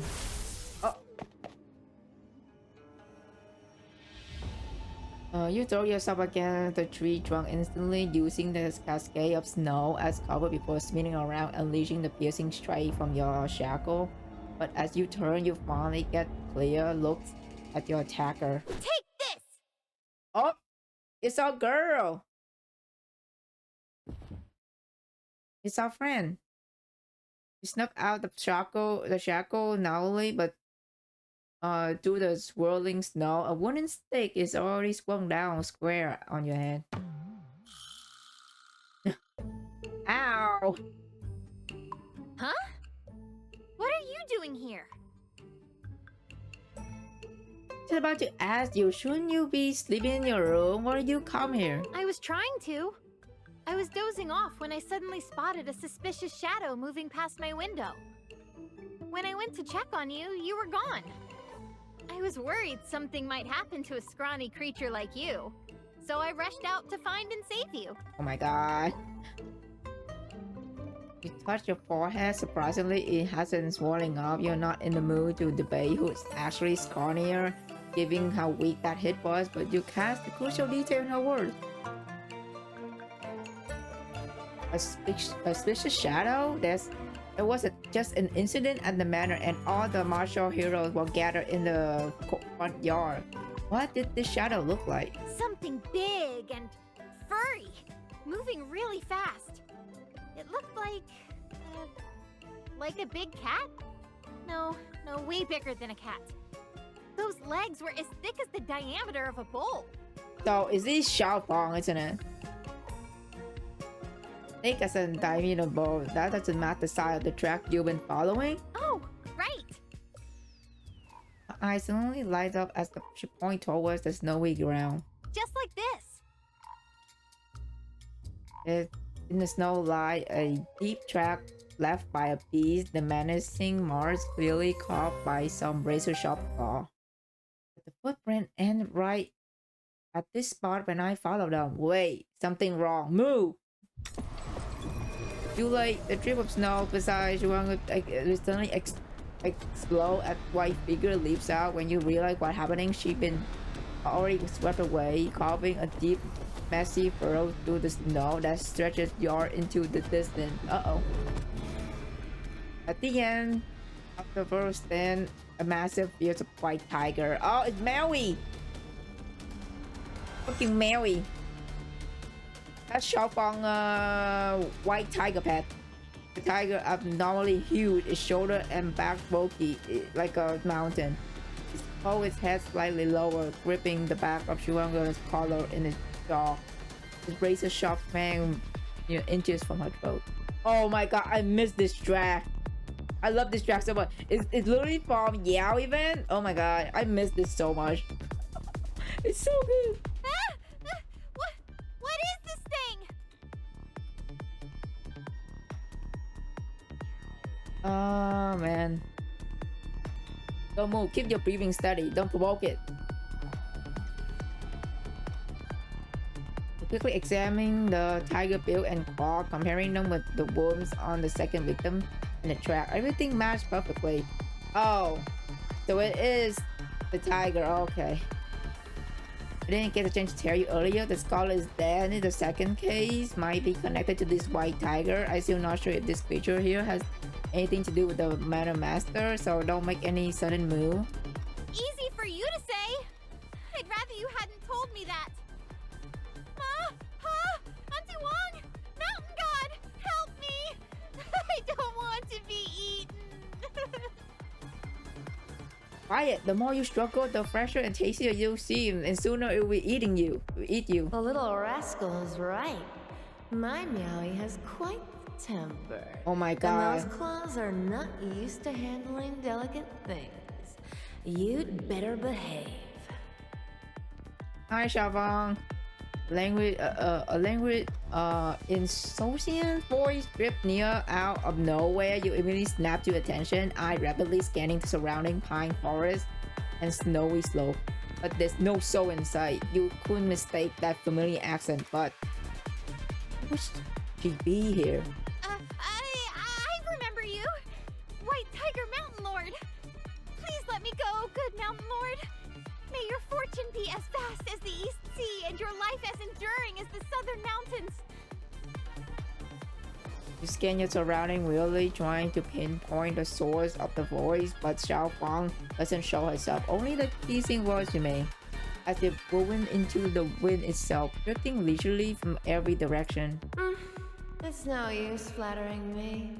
There's nothing but snow in this place. My Meowie is still having her growth spurt, and she's been starving. Now that she's finally found herself a nice piece of meat, how could I convince her to let go? The mountain lord sounds like she has other demands. You get it. I always Dude, take I a love shine her to voice, clever man. ones like you. All right, I pick you. Entertain me. Entertain you? How? The mountain path is completely blocked, and the boredom is killing me. I require some proper entertainment. Spar with me. Just 3 rounds. You win, you can take this little beggar with you. Oh, she wants to fight. Okay. What kind of joke is this? She can't do it. Can we play a different game, Mountain Lord? Please, I'm begging you. With each breath, the neck of Shuang's neck nearly brushed against the tiger fang. Her face is deathly pale, yet she's trying to turn her head, managed to squeeze out a whisper. You can't win against her. We can't both die here. You go. Go find help. There's no help coming, but if the second murder case is truly connected to this mountain lord, this might be your closest chance of the truth. Alright, I'll detain you. Okay, let's fight. Boring time. Both Shuanga and the Mountain Lord lurking in the shadows seem taken aback by your answer. But I'm sure the Mountain Lord would prefer a fair game. Give me back this girl you took from me hardly count as a prize. If I win, I should get some other reward. Oh, you wish to ask for something? Go ahead. I can be quite generous. If I win, tell me everything you know about the Scholar Death. The figure in the shadow take a deep breath, really satisfied with what you pose. So you came here following the copper smell. Well then, I certainly have plenty to tell you. Come on, Meowie. Time for a game. Oh, here we go. Oh my gosh, she followed us. Oh, that's cute. Hey. That's Xiaofang just now following us now. Okay. Win the duel again, White Tiger Mountain Lord. Okay. Oh, let's sparring with Xiaofang for now. Hey girl. The White Mountain Lord turns Shuanga and intel about Shuang's death into the prize in her game. Tiger roars shake the forest and the bet is on. The white tiger crouched down, then moved so fast she became a blur. In an instant, she already circled to your left, covering the ground and sending up spray of snow. Before you can turn around, she bounded to your right, a low growl rumbling in her throat, keeping you trapped within the striking distance. You sink into a half crouch, shifting your weight into your lower body as your eyes track the tiger every movement. Look at my big kitty, getting all fired up at the sight of fresh prey. So fierce, just like her master. The Mountain Lord remained hidden in the shadow. As Shuanga the price of this wager, she was tossed up into the higher branch by the tiger before the duel began, now hanging there in the air. What are you so smug about? You want to be entertained, yet you don't even dare show yourself. If you like skulking in the dark so much, perhaps you should call yourself the Rat Mountain Lord instead. Ooh! Not the Rat Mountain Lord. Shuanga is struggling to climb down from the tree when several pine needle whoosh past her and land next to her sleeve. She immediately shrinks back up. Well, the one doing the fighting isn't complaining. Stay put and keep quiet. What? Think that little rascal might lose? Are you kidding me? Do you know who she is? She's the 18th generation disciple of a secret elite swordsman fellowship. Oh my god. She practices. She made it up story now, girl. Sovereign domination sword technique. You should be shaking in fear. Girl, that's not gonna help. Oh, give it a rest. That's all you can come up with? Just watch. Meowie will soon obliterate that little rascal. And block. Bye-bye, whoever just fucking say stupid shit in my TikTok chat. You block. Bye-bye. Motherfuckers trying to cause some shit. Trying to start rage bait in the chat. Nah, get out of here. I already blocked him. Okay, let's continue.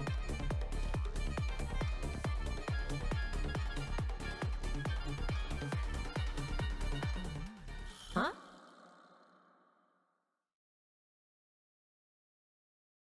Once they done bickering, they find that you have already vanished from clearing. You're not an idiot. No way you would fight. You would fight a tiger heads on. What a fleet-footed runner. She didn't just abandon you and run off, did she? What do you know? This is called strategy. Running strategy? Being hung so high up from her vantage point, Shurango can see you dive into the densest, thickest scatter with rocks.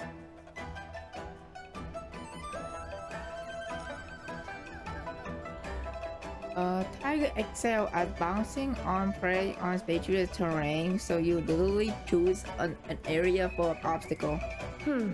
That's indeed quite clever. But surely a human can't match the speed of such a majestic beast. As she say that, Bloodthirsty's blow almost reaches your head. You practically dodge the first strike, but quickly feels a second one quickly follows, aiming straight at your face. You reach your sword sheath to block the attack, and with a resounding bang, the impact sends you staggering back several steps. Your hands go numb from the shock. What? Those are killing blows! What did we ever do to you to deserve this? What's the fun if no blood is drawn? If you really want a reason. Well, you disturbed my sleep. Does that count? Ranga wants to protest, but seeing you in such peril, her anxiety makes her swallow her words. The white tiger outside is so violent, forcing you to dodge repeatedly as her powerful claw tears several gashes in front of your clothes. Uh-oh! This is what you've been waiting for. As the tiger pounds through the air once more, you duck down and squeeze into the gap between the two massive boulders. Give me a second.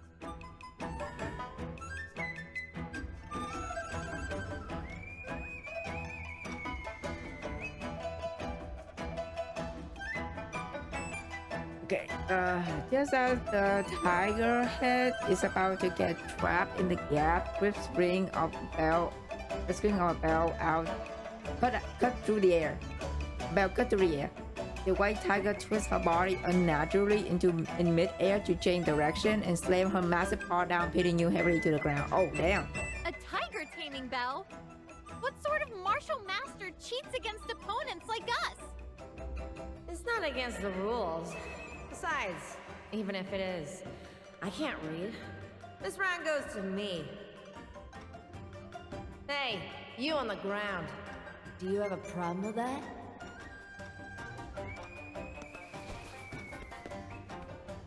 The tiger halts and doesn't try to kill you, obviously holding back your struggle free from her claws, but only a minor scrape. You waited until the last moment to use this unique skill. I had all the time to gain an advantage earlier. I shall not complain. Give Shuang a reassuring look and brush the snow off your clothes. Continue. You fought bravely. I won't be holding back in the second round.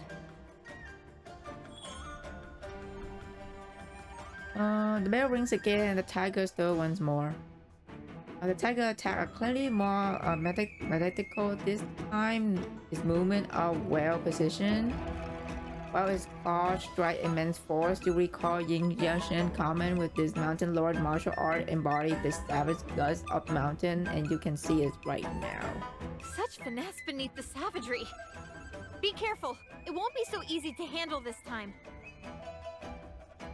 You understand the situation just as well. All that dodging has already exhausted most of your stamina. This round can only be won through strategy.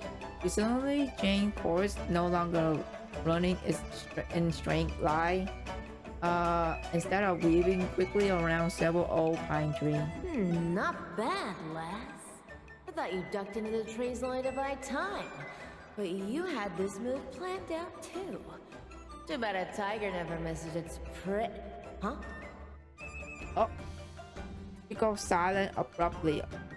Throughout the dense forest, rapid knock echoes all directions. Their sources impossible to pinpoint. You had noticed earlier that many tree trunks were hollowed out by insects and would produce different sound when struck. Now hiding In the underbrush, you throw snowball at the hollow tree. The thud and crack echoes throughout the area, creating distracting cacophony. Was this planned too? Oh! Tigers are blessed with sharp hearing and keen sight.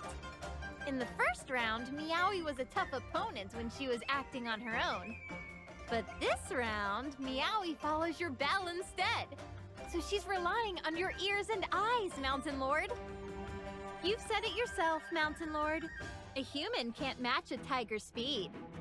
And human senses are even worse. No matter what divine hiding skills you have, you're still just a mortal after all. Keep explaining and she'll catch on. Stop chattering, give me the staff! While hearing this, she will immediately toss a staff now. Too late. I figured it out. Meowie, ignore my commands and find her. The bell stops ringing. The tiger picks up its ear and bounds fiercely towards some rustling underground. It catches nothing, stumbling comically to one side. Several pine branches tied to a long staff emerge from the bushes, swinging left and right before being hurled into distance. Without a second thought, the tiger bounced after the swing object. Giant cat teases your fashion from Shuang's staff. A temptation no cat can resist. Even a big cat. Round 2 goes to us. Oh, my dear Mountain Lord. After all, you're no match for the mighty alliance of Schwanger and our young hero. Snowball plucks him out precisely. Ugh, what a chatterbox. You're giving me a headache. Do you really think me, a mere mortal with dull senses? Today I'll show you little runts what it means to be the lord of all mountain beasts. The wind blowing through the forest, and only steel and snowflakes tremble to a halt in the air.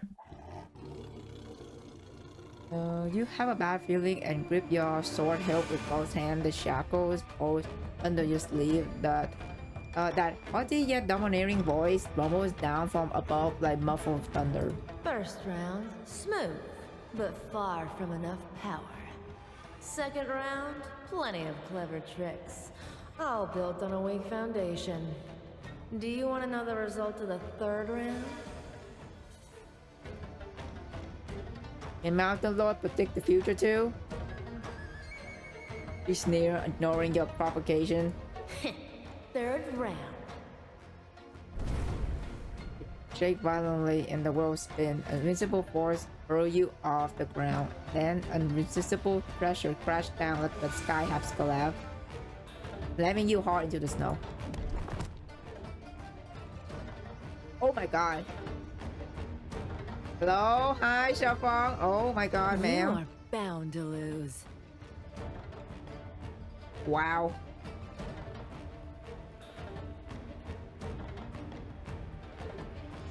Okay, here we go. I might as well put... I can eradicate any threats, if that's what it takes to guarantee your safety. So you're in charge this time? This should be fun. I can just use Long Lei. Execution time. Let's make this quick. The lighthouse cannot be left unattended. The snow has stopped. Now, it's our turn. But... oh wait, you know what? Yeah, push off right here. Nice. I was just dozing off.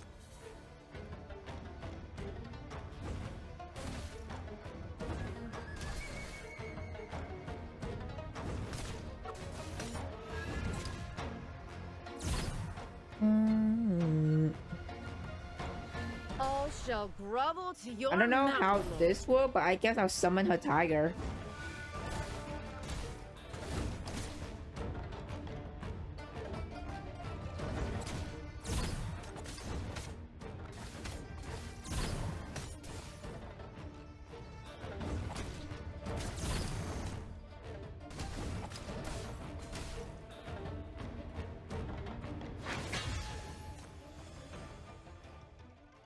Mountain Law fight fiercely and squarely. She of every move bold and sweeping. It's unlike the cunning trap and treacherous scheme you've seen these past few days. After careful deliberation, you decide not to release the shackle.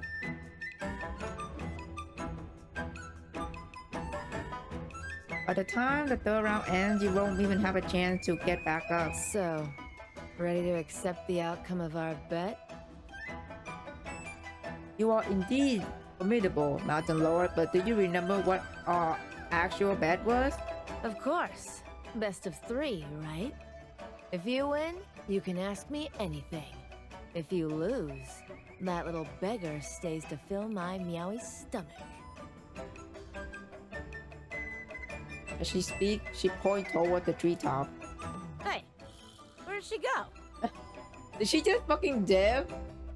She's just gone. Looking down, she sees Shuanga is bear hugging the tree trunk, having already climbed most of her way down from the thing. I couldn't escape while you were watching, but both you and Meowie were busy just now.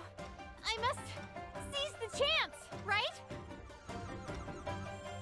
Xiaofang's gaze turned back down at you, still pinned to the ground, and an unexpected hint of appreciation flashed to her eyes. A decoy, huh? That was your idea, wasn't it? I must say it's quite clever, but too bad. I'm not letting that happen. In the blink of an eye, she already at the base of Shuanga tree. Shuanga is only a few feet from reaching the ground, but her escape route has been cut off. Young hero, do you think tigers can climb trees? I think they can, right? Xiaofang threw a punch at the tree trunk, and a thick, sturdy tree shuddered violently, cracking up the spiderweb-like pattern. Shuanga screamed as she slid down, about to fall within Xiaofang's reach. I'm not becoming an appetizer! I'm going down fighting, you mangy tiger!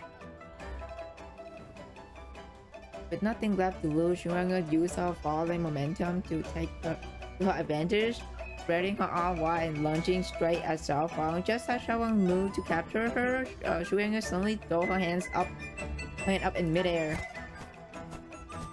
A handful of fluffy snow flies straight at her face, blinding Xiaofang. She insensibly turned her head to dodge, and in that split second, Shuanga managed to slip past her, landing with a thud in the thick snow. Guess the mighty tiger does miss its prey sometimes.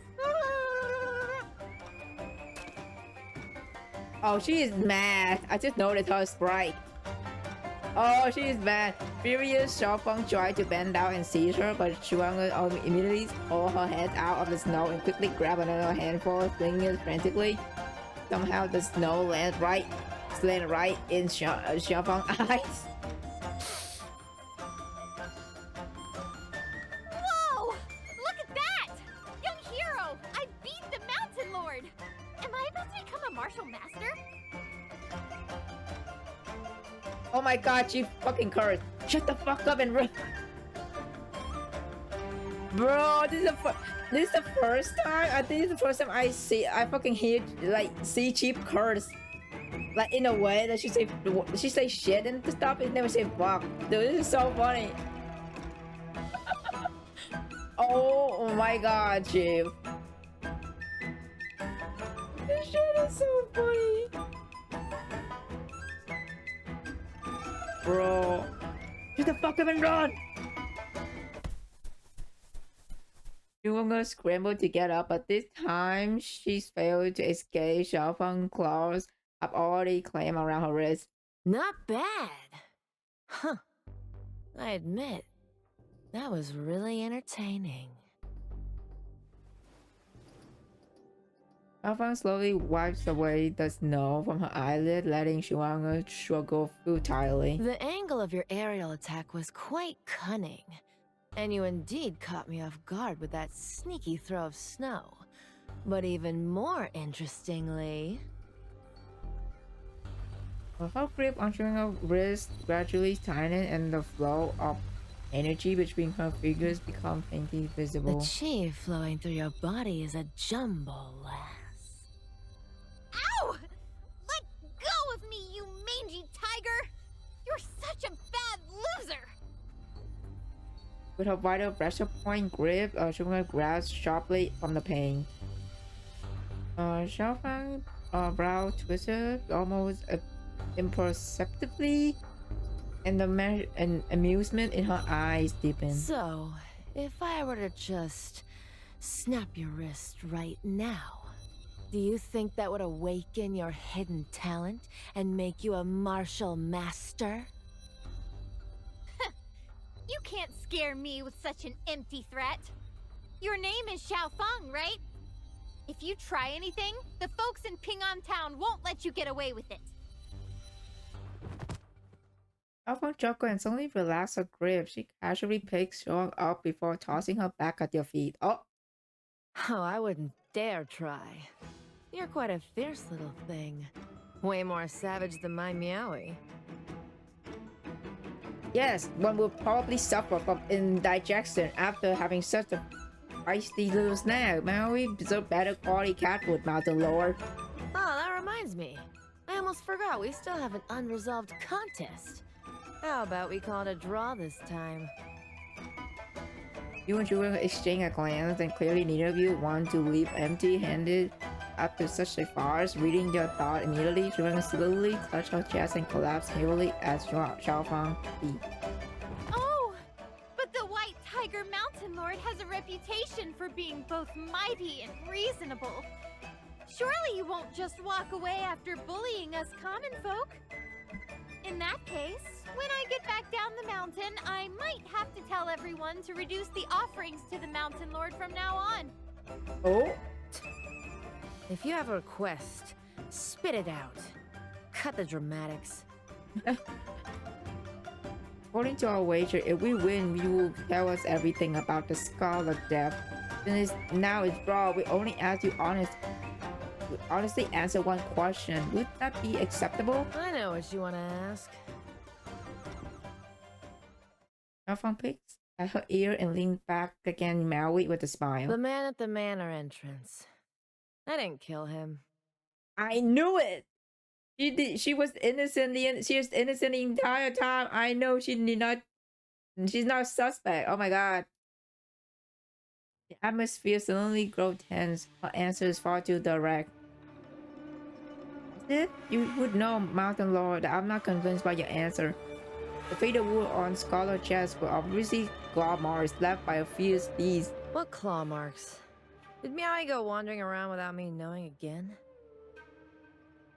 There were 3 parallel wounds on Scholar chest, each had as long as a doll palm running down diagonally. They do match the wounds caused by a big cat swipe spaced roughly 4 fingers apart, penetrating deep into the flesh with skin torn out. As you speak, you begin to hesitate. You're a bit slow on the uptake, aren't you? Are you only just catching on after 3 rounds of close encounters with a tiger? Joanna looks a little confused, so Xiaofang snapped her finger. Come on now, little kitty. She gently shakes a small bell on her wrist. Meow responds to the sound, raising her paw to swipe at the nearby intact tree trunk, leaving a clear set of deep flesh claw marks.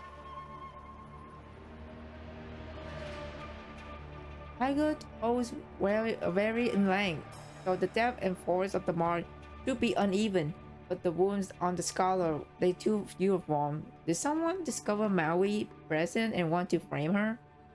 Oh well, what can you do? Sometimes troubles will find a tiger who's minding her own business in the mountains.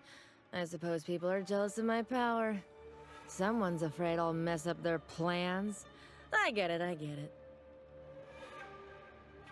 Does Manor Master hiding in the shadow? Why would she do this? Is it to divert attention, or does she have other intention?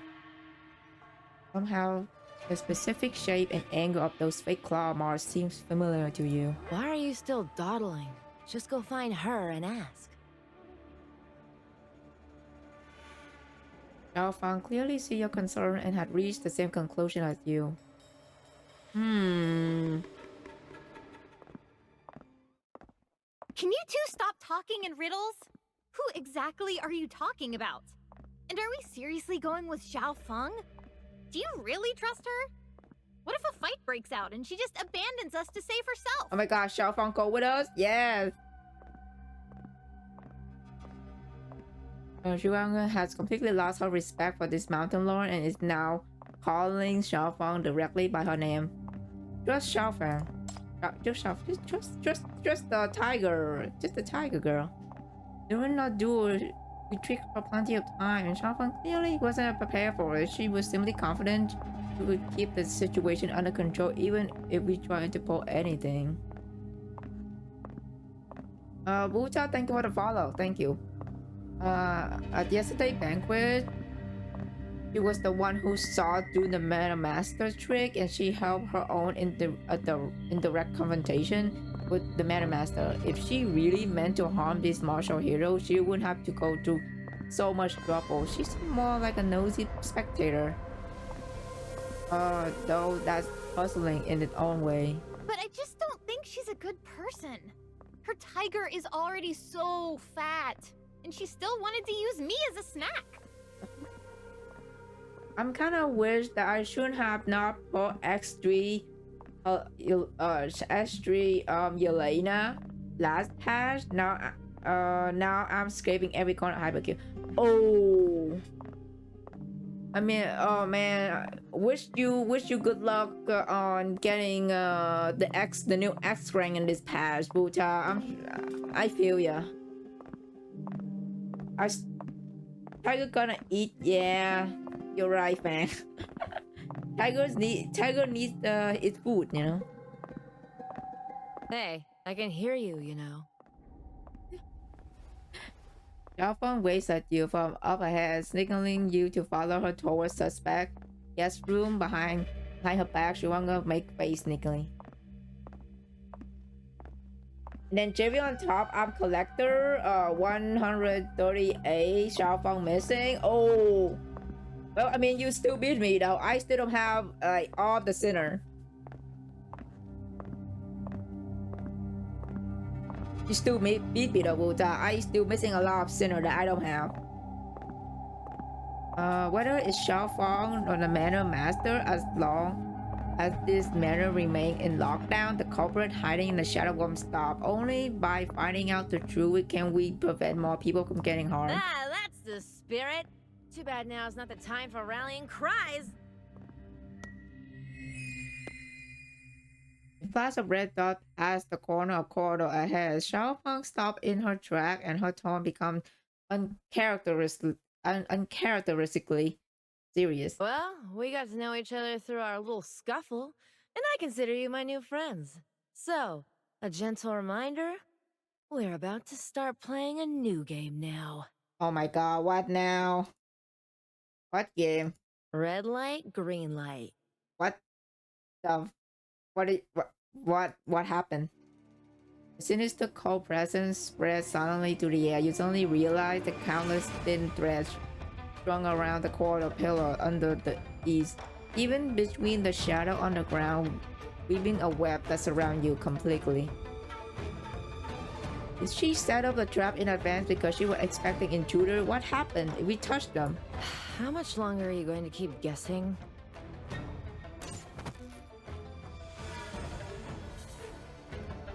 Examining the setup, Xiao Fang deliberately snapped one of the threads. A weapon comes flying out at them, whooshing through a gap without triggering any new mechanism. Now Shuang recognized it. I think goodbye for my Chi-Chuang Shackle. I really need Xiao Fang in for my collection. Damn. The struggle is real, Wuta. Oh man. That's General Ma's Crowbeak dart. What a coincidence, right? This is probably the person who tried to frame me by faking those claw marks. The claw marks on the scholar chest are all fatal wounds, but he was killed by only one of them.